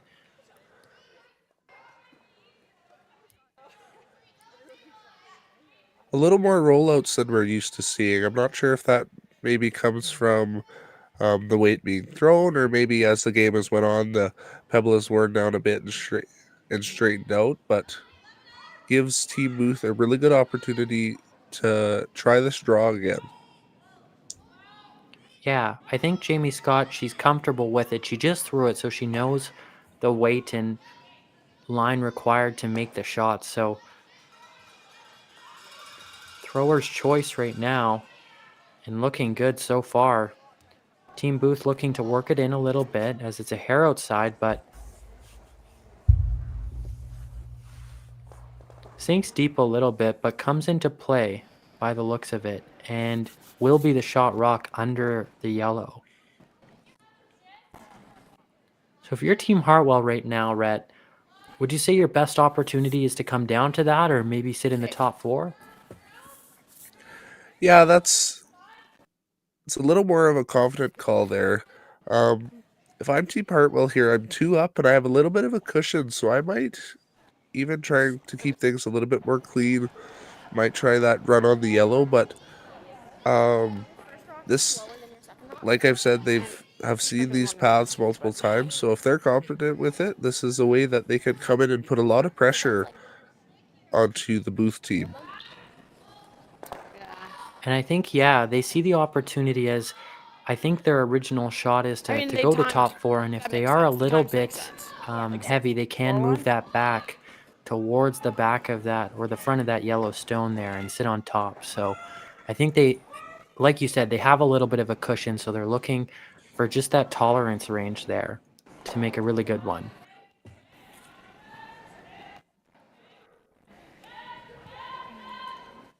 Hartwell watching the rock come down. They're calling their sweepers on it. Looks like it's curling up quite a lot already.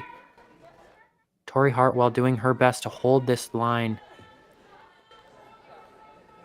It looks like they'll get by, and now they're trying to bury it for top four. Michelle Hartwell with a really good shot on her first.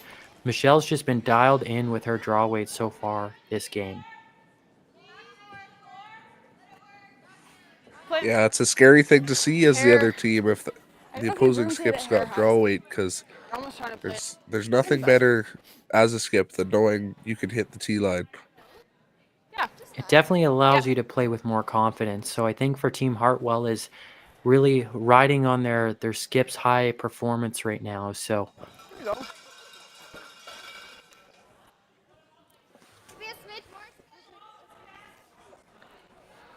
And we talked earlier about Michelle having that little bit of experience, and you can see her throughout this game. She's cool, she's calm, she's collected, and she's kind of in her environment here. So really, exactly. Claire Booth electing the run back right now, trying to get that red shot stone, and she's going to make it really nice. Great shot, and she misses the back yellow. Excellent shot from Claire Booth. She'll sneak out behind the away from the guard, so it is fully open, but it allows them to sit two. That's a really good opportunity for Team Booth. This feels really wide. Yeah, it's a great opportunity. It's you have two in the house, and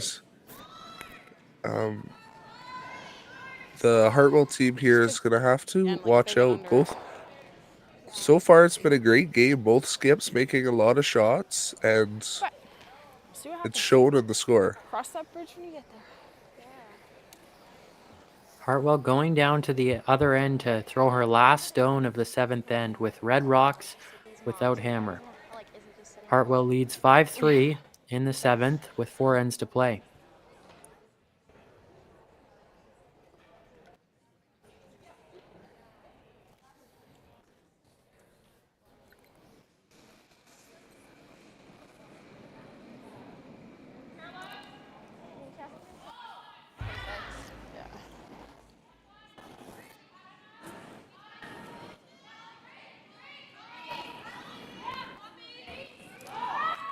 Tori Hartwell getting ready to sweep this.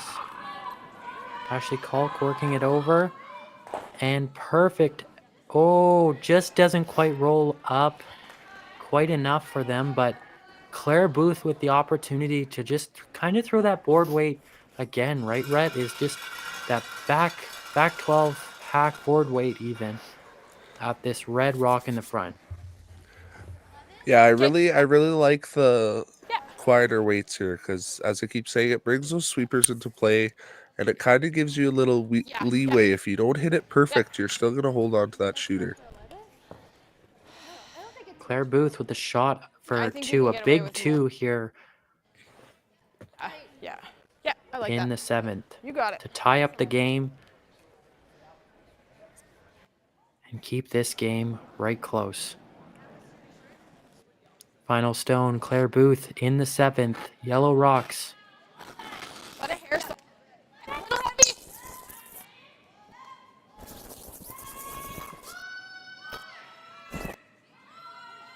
The sweeper's going on this all the way.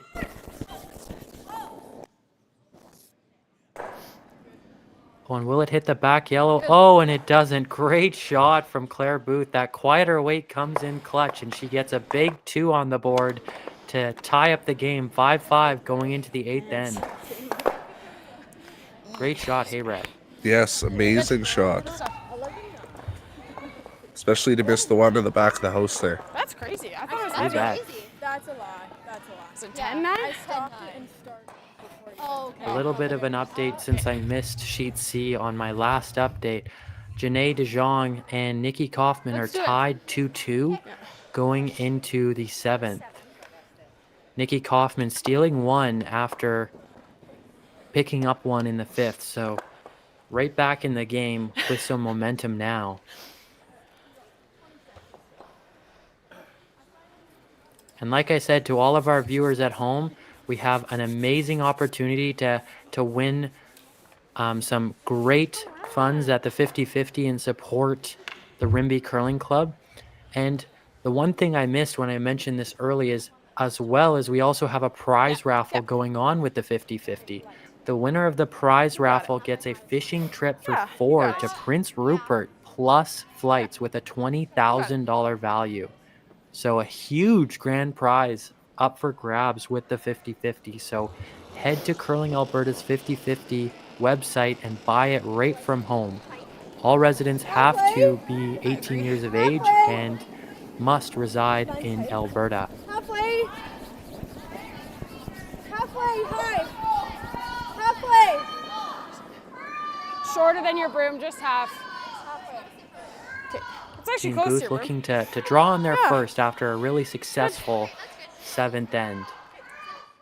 It just sneaks off the center line there. So could that come into play now that we're later in the game, Rhett, that they have a opportunity to tick that rock? Team Hartwell does, but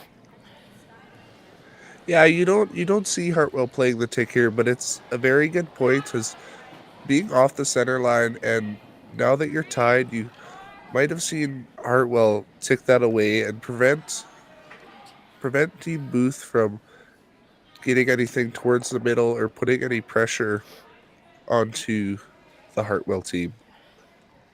Good sweeping. Tori Hartwell sweeping this now 6-9. right on the 50-50 Curling Alberta logo sign. It's like I was talking about it at the right time or something. Hey, Rhett? Oh yes, Yeah, yeah, I like it. You got it. you know Claire Booth.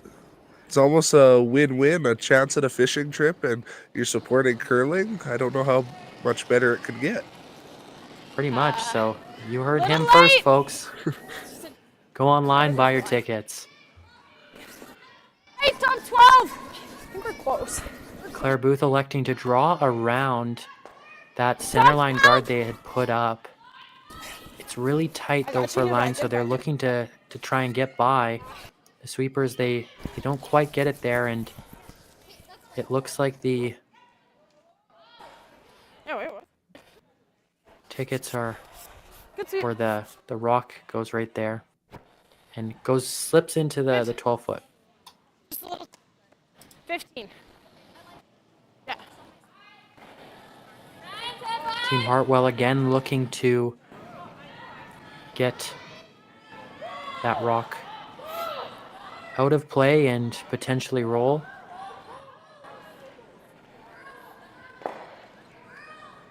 Well executed shot from Ashley Kalk. Yeah, you got it. And I've got an update on the jackpot for the 50-50, which ends in 6 hours, almost on the dot. So $710 jackpot right now. The winner takes home $355. So get your tickets now, folks. Little light, tight, top 12. Top 12. I think. Yeah. Just tight. Tight. Team Booth looking to Just tight. draw around again. Just tight. If they're even. We're just, yeah. So they'll go right under that guard, and it kind of sets up that double guard opportunity. But Michelle just a slow Hartwell kick. probably going to remove these from play and make sure it's not a problem in the future. Hey, Rhett. Yes, they're sitting here tied, and she's got the hammer in the 8th end here, so she's not gonna wanna play her cards too much here, as she kind of has not the advantage of the 2 that she had earlier, but tied with is something that can give her a little bit of confidence.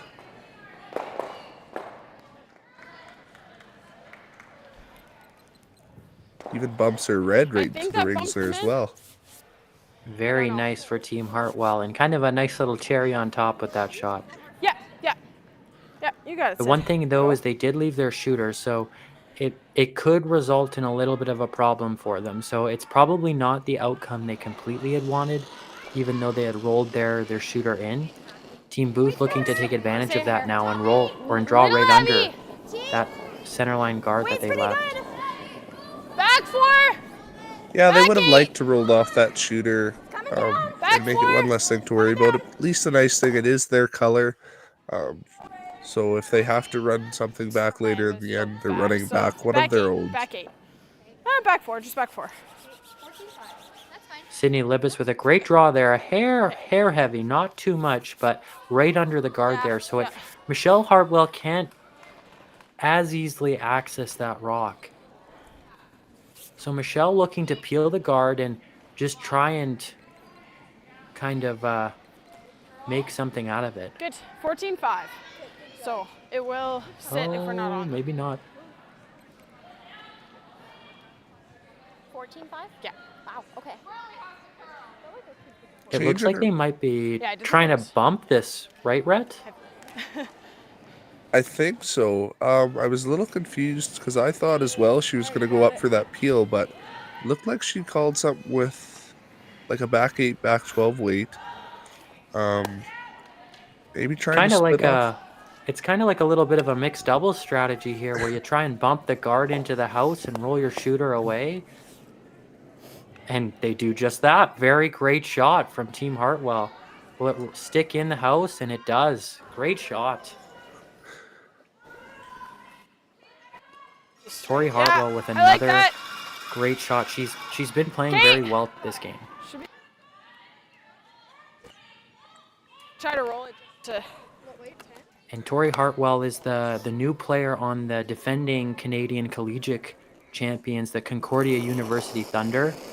She's the new player on that Gabby Woods team that played in the PointsBet Invitational this year. So cool opportunity for Tori to play with a successful team already, as well as her mom's women's team. Super exciting to see all this high-level talent here at our provincials this year. Team Booth electing to kill that red in the house and roll their yellow rock directly over top of the one they put in the back of the 4. So it kind of works out as kind of like a little of a bigger problem for Hartwell, right, Brett? Yeah, it almost acts as a guard there, so really good spot to roll to for the Booth team. Up 10. I certainly was not. 10-7.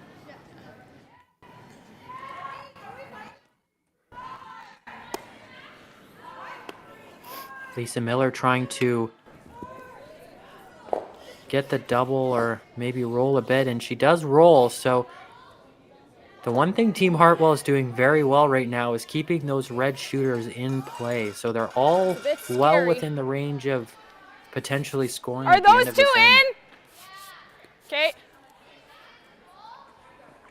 Yeah, that's Yeah, it just a goes to show the scary benefits spot. of playing that nice controlled weight where I agree. although you didn't make the shot perfect, you are leaving something really nice for yourself. Yeah. If you like, I'm okay with the guard. I do like it. I just, neither hit's great. Okay, yeah. Okay. Yeah. So a this is little the bit approach. of a different call here. They're Sorry, trying to, 9? like we said, those reds are counting. She said So 9. they're Okay. number 2 and 3 shots. So for Claire, she wants to eliminate one of those rocks and try and roll right to that kind of in between the 8-foot and 12-foot. Jamie Scott with the rock here to try and roll a bit. Hard! Sydney Libis trying to hold it. Hard! Sit.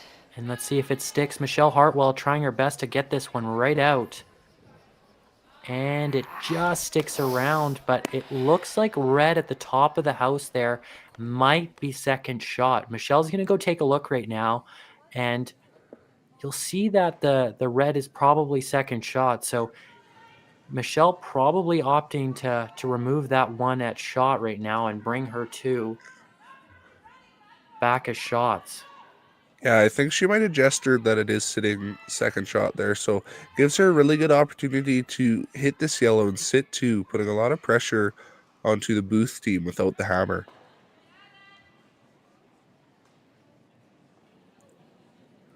Lisa Miller trying to get that little hit and roll. Tori Hartwell with the sweep. Oh, and she gets the double and the roll. Excellent shot from Lisa Miller. She'd be really happy with that one. Those are always some feel-good shots when you make the one you intended and get a bonus as well. You bet. Claire Booth looking to just kind of hit the shot rock here and try and maybe roll towards the corner there and get under some coverage so that Michelle Hartwell has a harder time at generating two.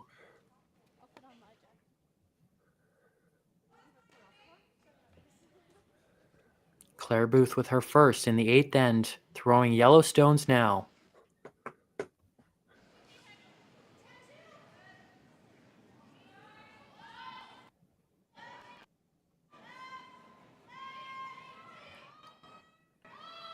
Jamie Scott sweeping this.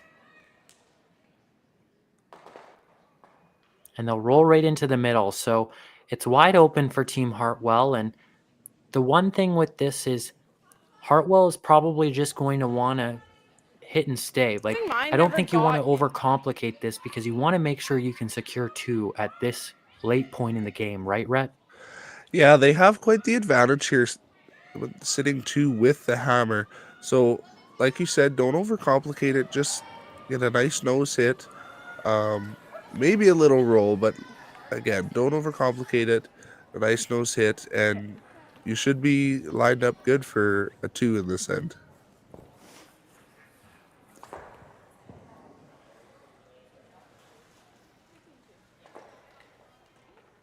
Michelle Hartwell with her first in the 8th end, throwing red stones and the hammer.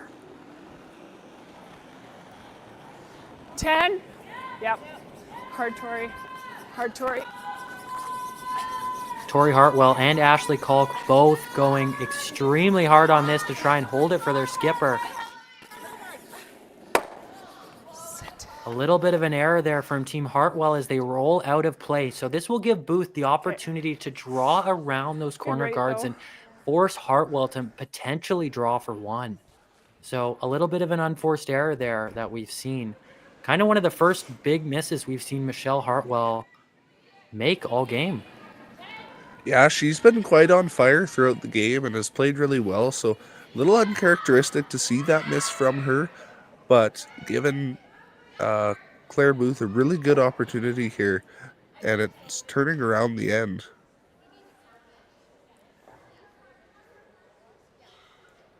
Sydney Libis holding broom. Claire looked pretty confident where she put the ice. She put the broom down, walked right down to throw her last stone in the 8th end.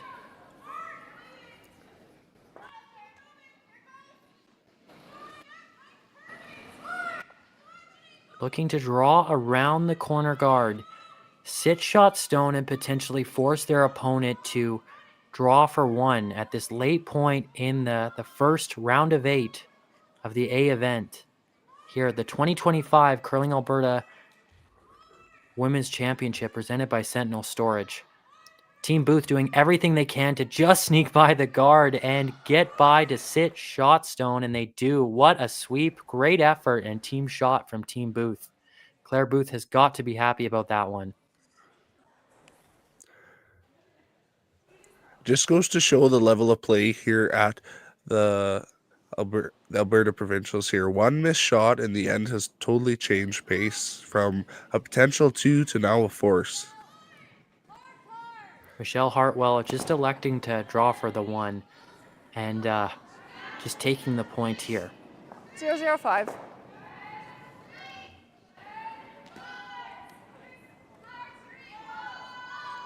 Last stone, 8th end. A draw for 1 for Michelle Hartwell throwing red stones. Can't hurt it, Tori. Ashley Kalk and Tori Hartwell going on this early, thinking it's light.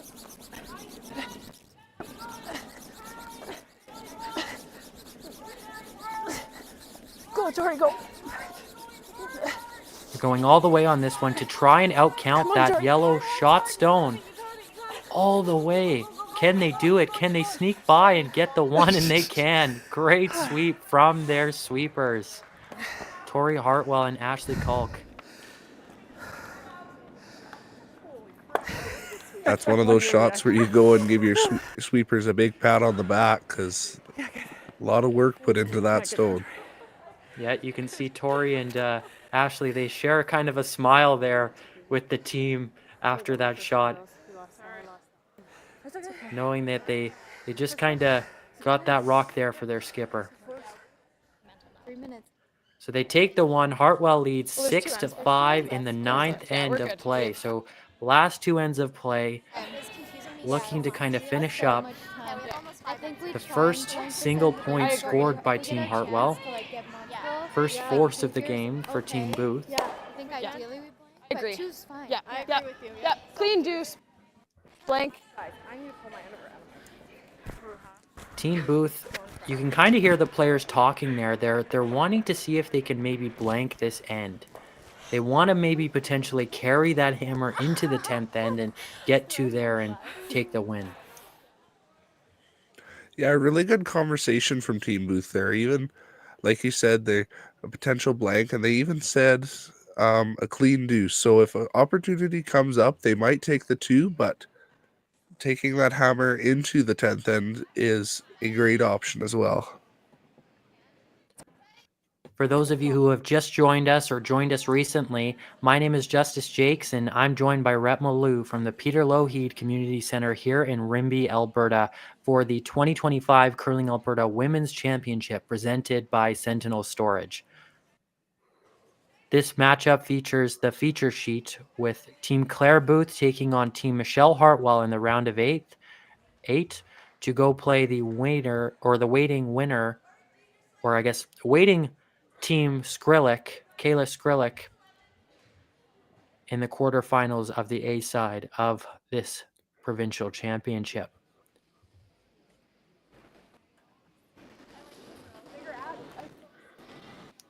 Sophie Brissett throwing her second rock, or first rock, sorry, by the looks of it.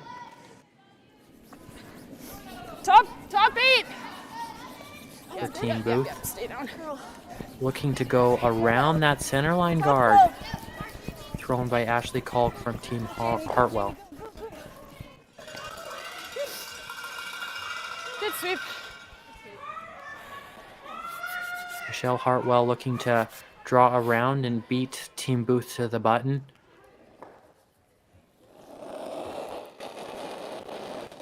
Ashley Kalk again here with the draw attempt. Hard, Tori.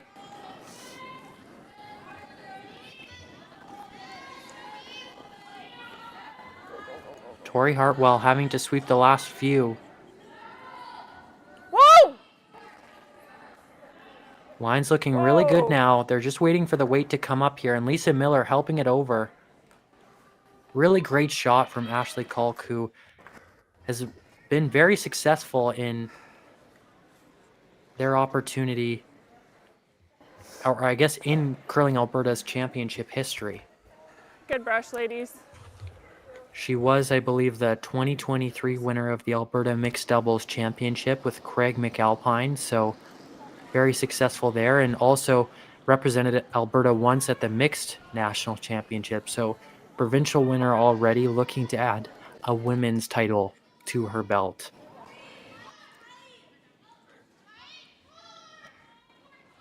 Yeah, that draw from her there really Get forces it by. Team Booth here to make a good one. It shortens up that scoring area and is going to cause a little trouble mind if that. they were Okay. going for that blank or that clean deuce.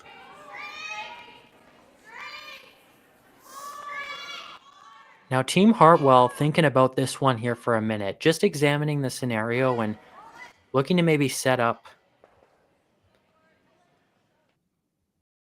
They want to make sure that these yellows, that they've got that shot rock there, and they want to make sure that these yellows aren't a threat to it. So looking to just plug a red rock in there and take away the angles a bit for Team Booth.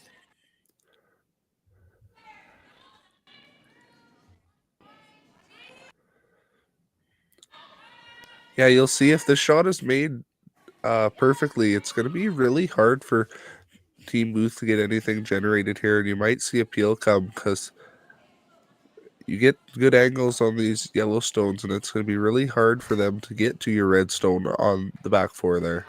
Me neither. Yeah, and just like you said, Rhett, it's happening. They're going to peel this rock and maybe see if they can get some rocks moving. It looks like they're going to try the run back peel option on it, so we'll good see if throw. our second Sydney Libis can execute this. Sydney Libis is also the vice for this team, so she is the broom holder for Claire Booth when she throws her rocks. No lack of weight coming down on that stone. Yeah, you bet. I've heard the Libis family can throw some weight, so I definitely have full faith in Sydney and her ability to make sure that rock goes. So the Jacob Libis qualified for the men's provincial championship, swept and that the Coach whole way, Mike so Libis, their dad, to same. Sydney and Jacob's dad, there Yeah. coaching this Team Booth. So really a well-rounded curling family that's done so much for our sport and our province here. So one of the best ice makers we've got here in Alberta, for sure. Gonna have to cut 3. Hard. Yep, hard. Through 2, 3.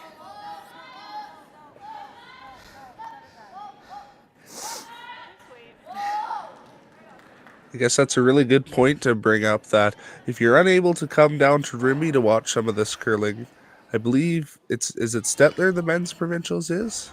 You bet, Rhett. throw, Tori. The Erskine Curling Club is hosting the men's provincial, the Boston Pizza Cup this year at the Stettler Recreation Complex. So get your tickets now for the Boston Pizza Cup, where big names like Kevin 462. Cooey, Tyler Tardy, Aaron Slachinsky, Jason Ginter, Your first all one of was the 427. pro curlers that have worked hard all season look to book a ticket to the Brier and represent Alberta. So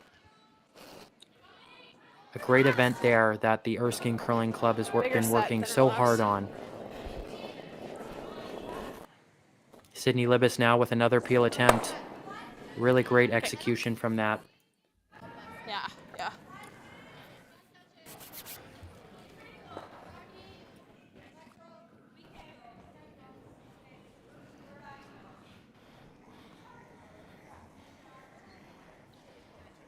It goes to show just how spoiled we are here in Alberta to watch all this talent, both at the Alberta Scotties here and at the Boston Pizza Cup. Seeing names on both the men's and women's side.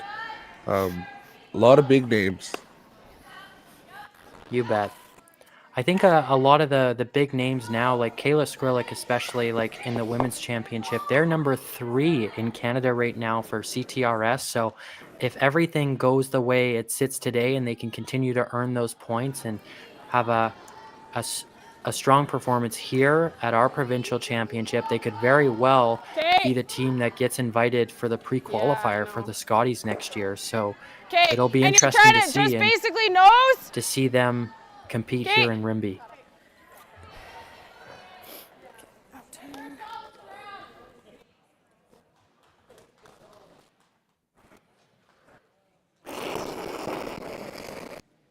Another big shout out I'd like to give is to Terry Morris, the lead championship coordinator for this event. He's done a fantastic job with the Rimbey Curling Club and their host committee to just execute such a well done championship. So him and Michael Latteroot, our championship coordinator, have done such a fantastic job with this host committee to put on what looks to be a great event so far. So if you haven't got your tickets, like I said, go now to the Rimbey Curling Club. You can buy your tickets at the door or online. So Lisa Miller right now with the red stone, trying to bring it into play. Tori Hartwell doing her best to try and get this rock over. Looks like just a guard attempt to try and protect that one on the back of the forefoot, which is currently shot still. I know. It's just...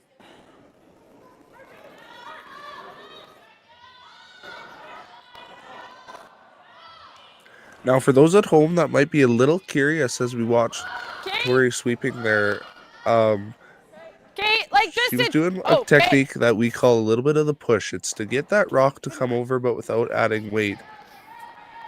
I don't And mind you'll the notice 10, but... it's not the illegal dumping maneuver where it's you lift the broom up right over the rock. So making sure that she follows through with her stroke there. It's a really good technique that a well-experienced sweeper knows. So a very good opportunity and I guess effort from Tori Hartwell to put her team forward.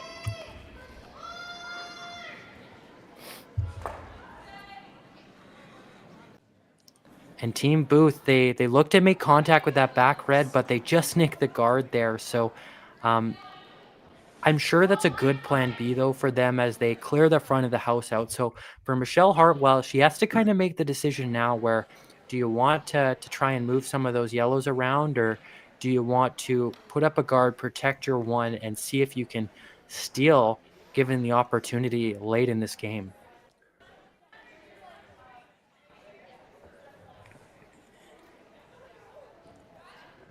I think she's electing just to throw the guard here, which I like because it almost makes Claire think about that draw to the other way, which could potentially result in a force, which I believe both the Hartwell team wouldn't be opposed to this late in the game.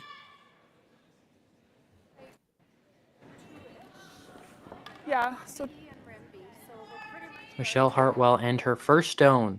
okay. Looking to guard this red rock that she 20-25. has shot at the back of the four.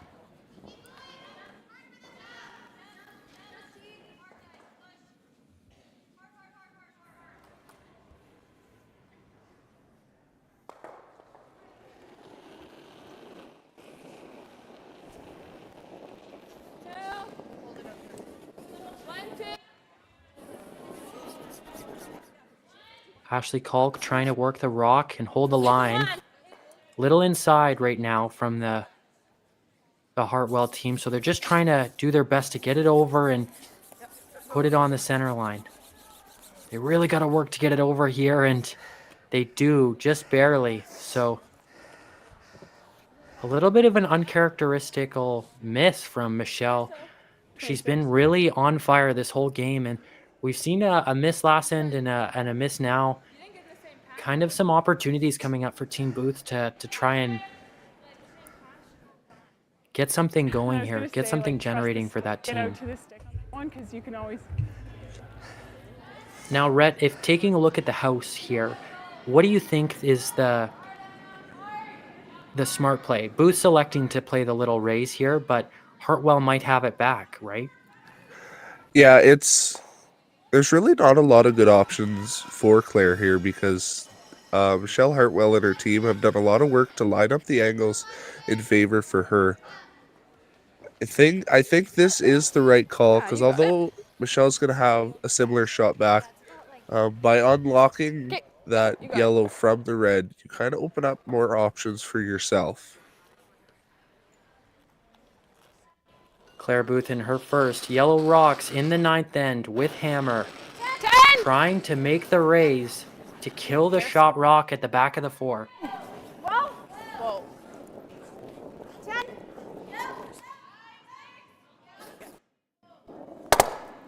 Hard, Sid. Hard, hard, hard, hard. Oh, and it just sticks around the red rock, sticks his shot, and Okay. rolls the yellow shooter out. So for Michelle Hartwell now, the opportunity is to just probably kill that yellow rock, right? What's the call Rhett? on that? Pardon? Yeah, you kill that yellow rock and you're sitting 1, 2, I 3, didn't which look. is a force for Claire. But you see Michelle kind of gesturing to come in, which is a And very then just sit confident there. call. It puts a lot of pressure onto Do you like the the draw? Booth That's good team, and too. you might even get a steal out of it. But Yeah.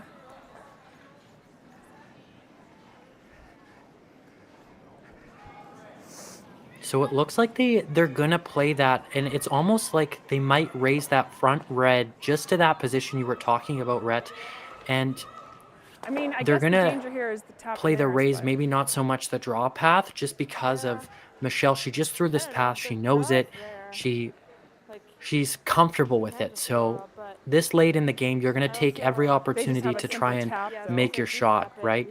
And it's a little bit of a different way of doing it, but the raise, would you say, is a successful way You of like the getting tap the then? outcome you want? Okay. yeah, the raise here gives you a really good chance at a steal, Yeah. which would be great Guard to go is okay. Like 2 your up challenge into here the is a last guard end. too, right? And even But you gotta pick which one you like. even if you don't make it perfectly, you're leaving reds in front of the house, which makes it hard for Yeah. Claire Do you to wanna- score any more than one. So I Yeah. like the call here because it's a good way to either generate a point Do you wanna or take a to timeout here? almost protect yourself. Okay. The team talking about maybe taking a timeout and discussing with their coach. I could bump them and give them an easy 2 or open it up. I like this. I think Jim's gonna like this. He always says if we can draw. It looks like they've decided to elect to play the draw. All right, So 4 foot. 005.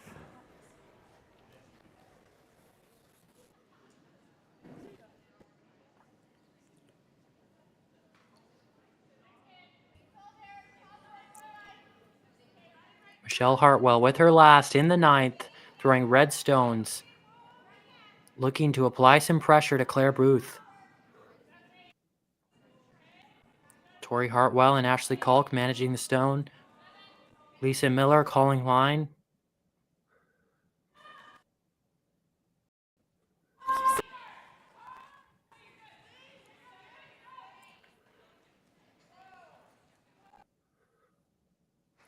Wow, and what a great draw from Michelle Hartwell, just right on the back of the button. So it gives Claire an opportunity to either play a raise or follow her down and draw. Good judge. Rhett, would you say the opportunity for 2 is away? There is a potential triple lined up. Yeah, that's maybe something I would look into if I was on the ice right now, just because you are in the 9th here, and I think that was the call, hey? you might want to. It's a risk reward situation. If you feel like the risk is worth the potential reward, then go for it. But with Claire just raising this yellow back, it's also not a wrong call. No, I hated the tap. Now that I'm looking at it. If you can't find the event here on our YouTube channel, or if you've kind of missed the opportunity to keep up with the event, check out our social medias, as our players had the unique opportunity to do some media content creation and some fun activities. So all week long, you'll be seeing some creative posting by our Curling Alberta marketing team, who have just done a fantastic job this season on marketing our sport. So props to Raymond Vanstone and Tyler Tardy, our amazing marketing team at Curling Alberta, that have done a fantastic job this year marketing our athletes. So last stone from Claire Booth, looking to secure 1 point for her team and keep this game tied up going into the 10th. Jamie Scott, Sophie Brissett sweeping the rock, giving it all they have to try and secure the 1 point. It looks like it might be a steal. So a steal of potentially 1 or 2 for Hartwell.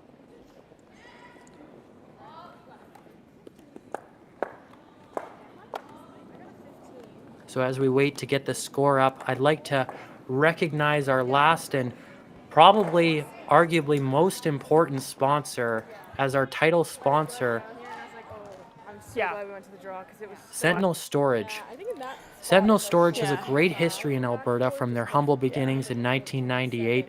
They have grown into the trusted leader in the self-storage industry.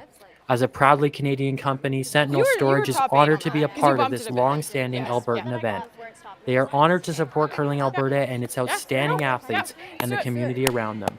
Curling Alberta thanks Sentinel Storage for their ongoing partnership of curling in Alberta.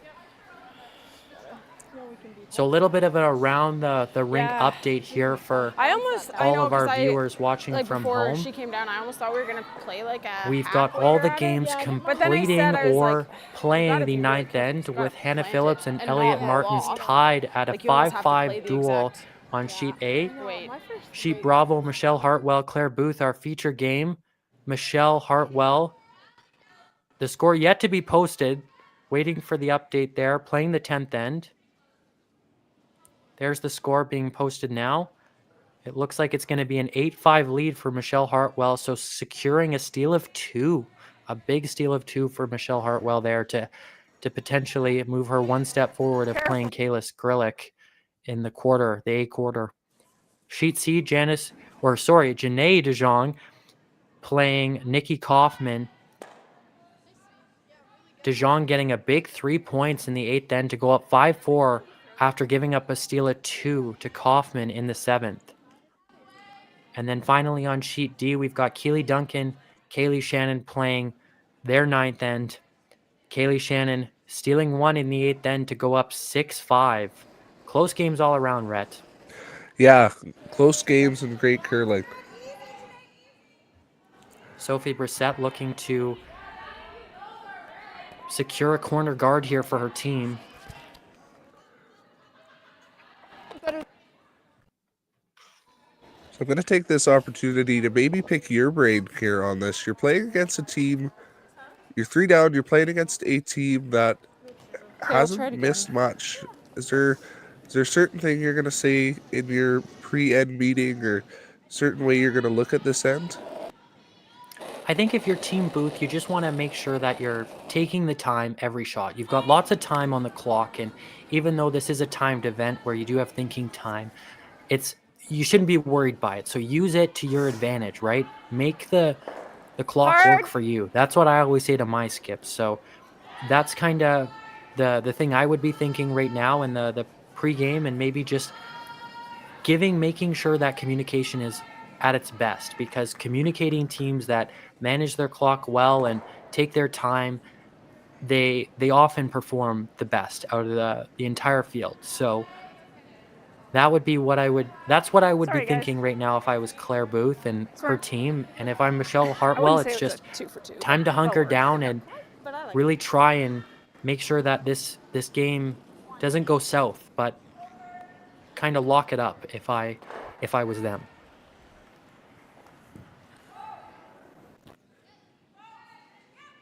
It's one thing at this level that you might be up by 3, but like you said, you got to hunker down and you got to go, because anything can happen at any time. And if you give this Booth team a opportunity, they're going to take it. So you might be 3 up, but I know that they're going to be going hard to keep that lead. You bet. And if I must say, that is probably the best double corner I've seen in a while. That was a great sweep from Team Booth to get that rock just over the tee line, or sorry, the hog line, and get that double corner prepared to hopefully potentially take 3 points or more to tie or win this game. 9.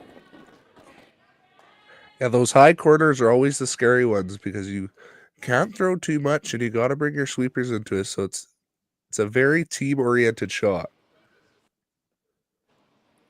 Getting some updates now on the other sheets. It looks like Kaylee Shannon just stole another 2. So a steal of 1 in the 8th and a steal of 2 in the 9th to go up 8-5 on Keely Duncan. That's a big steal for them and their mission to move on to the quarters as well. And for Elliott Martins, it looks like they get forced to 1 in the 9th. So they'll have to retain their lead in the 10th against Hannah Phillips, who will try and take 2 in the 10th to win and move on to the A quarter as well. Team Booth looking to draw around here. Sophie Brissett working it over. Claire Booth looking to see if she can get it as far under that corner, that second corner as possible, so that Team Hartwell has really a hard opportunity at getting that stone.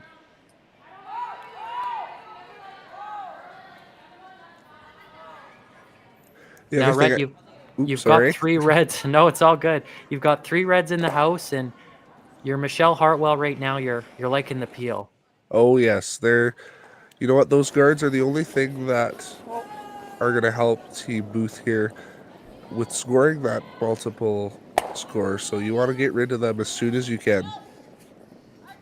Great shot from Tori Hartwell, who's probably I'd think she'd probably be the best player on the ice right now if I was to do stats and stuff. Like, she hasn't missed much. And I think that's one of the things that taking advantage of that second position there, that percentage there, like teammate to teammate, your opponent, looking at the second position there. Tori, I think, has kind of outplayed Sydney just that little bit, which has helped their team kind of set up ends and maybe not chase as much. So Sydney Libis looking to make some really good shots here.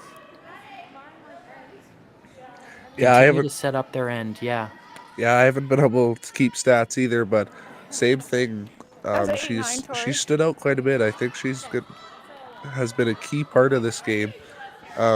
Same as Michelle throwing the last stone. She has been throwing quite well and has made a lot of shots. So this Hartwell team is going to be a tough team going through the week.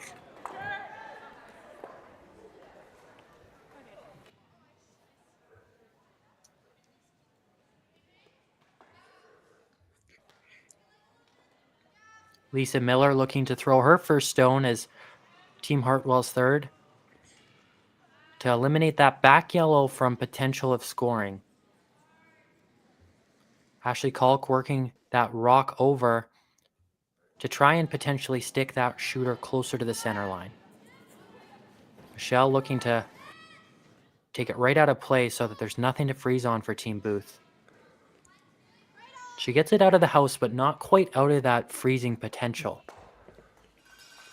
And see, that's a really good learning opportunity for any juniors or any less experienced players that are watching this game.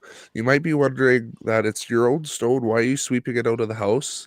But in this situation, the more stones, the better for Team Booth here. So by eliminating any stones for, like you said, freezing opportunities or for any backing, you're really ensuring that you're not going to be giving up a big score.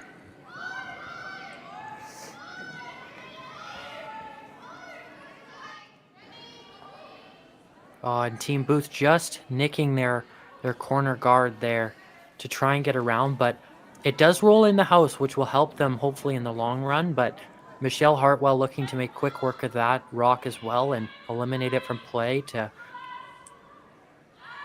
get closer to that goal. And as you might see, the other thing I'd like to mention is you might have seen that Curling Alberta umpire official walking on the sideboards there.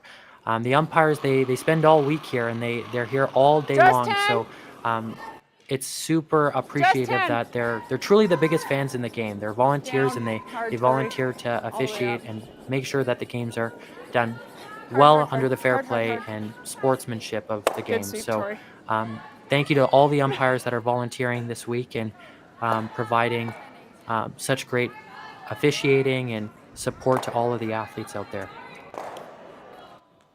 So, 10-8.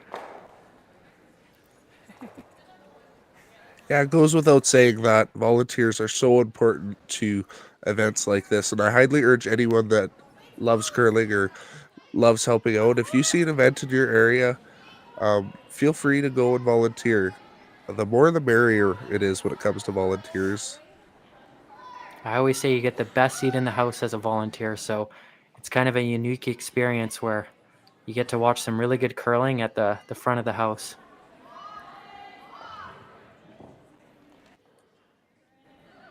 Team Booth with a really great shot there. Like, maybe not so much like the outcome they wanted, but it was well executed in the sense where it's kind of undercover. It's hard for Hartwell to access, and it's shot stone. So Yeah, it goes to show the point that I said about how the more rocks isn't always the better. Sometimes they can hurt you because that Team Booth stone is kind of protected in there. It's going to be hard for them to get it out. now keep in mind, as you can see on your screen, the both teams are running at about 3 minutes and 30 seconds for their time clocks remaining for their thinking time, with 2 shots remaining for Hartwell, and I think 2 shots as well for Booth. So Booth needs this rock to score. So Michelle Hartwell just looking to make it go away. And if she can do that, she'll move on to play Kayla Skrillex, the number 1 seed in the A quarter. And the other benefit is I believe both teams still have a timeout left, don't they? You bet. So lots of time here for the last few shots. Exactly. And I think Michelle's just taking her time, making sure she can get this right. If she can end the game now, I think I like this. she'd be pretty happy with that. While we're waiting for this shot, I also want to point out that if there's anyone joining us late and they would have liked to see the start of this game, that after the live stream, all of the whole stream is saved to the Curling Alberta YouTube page. You can go back and watch replays on any games here this week at the provincials or any games at any other provincials that have happened in the past. Okay.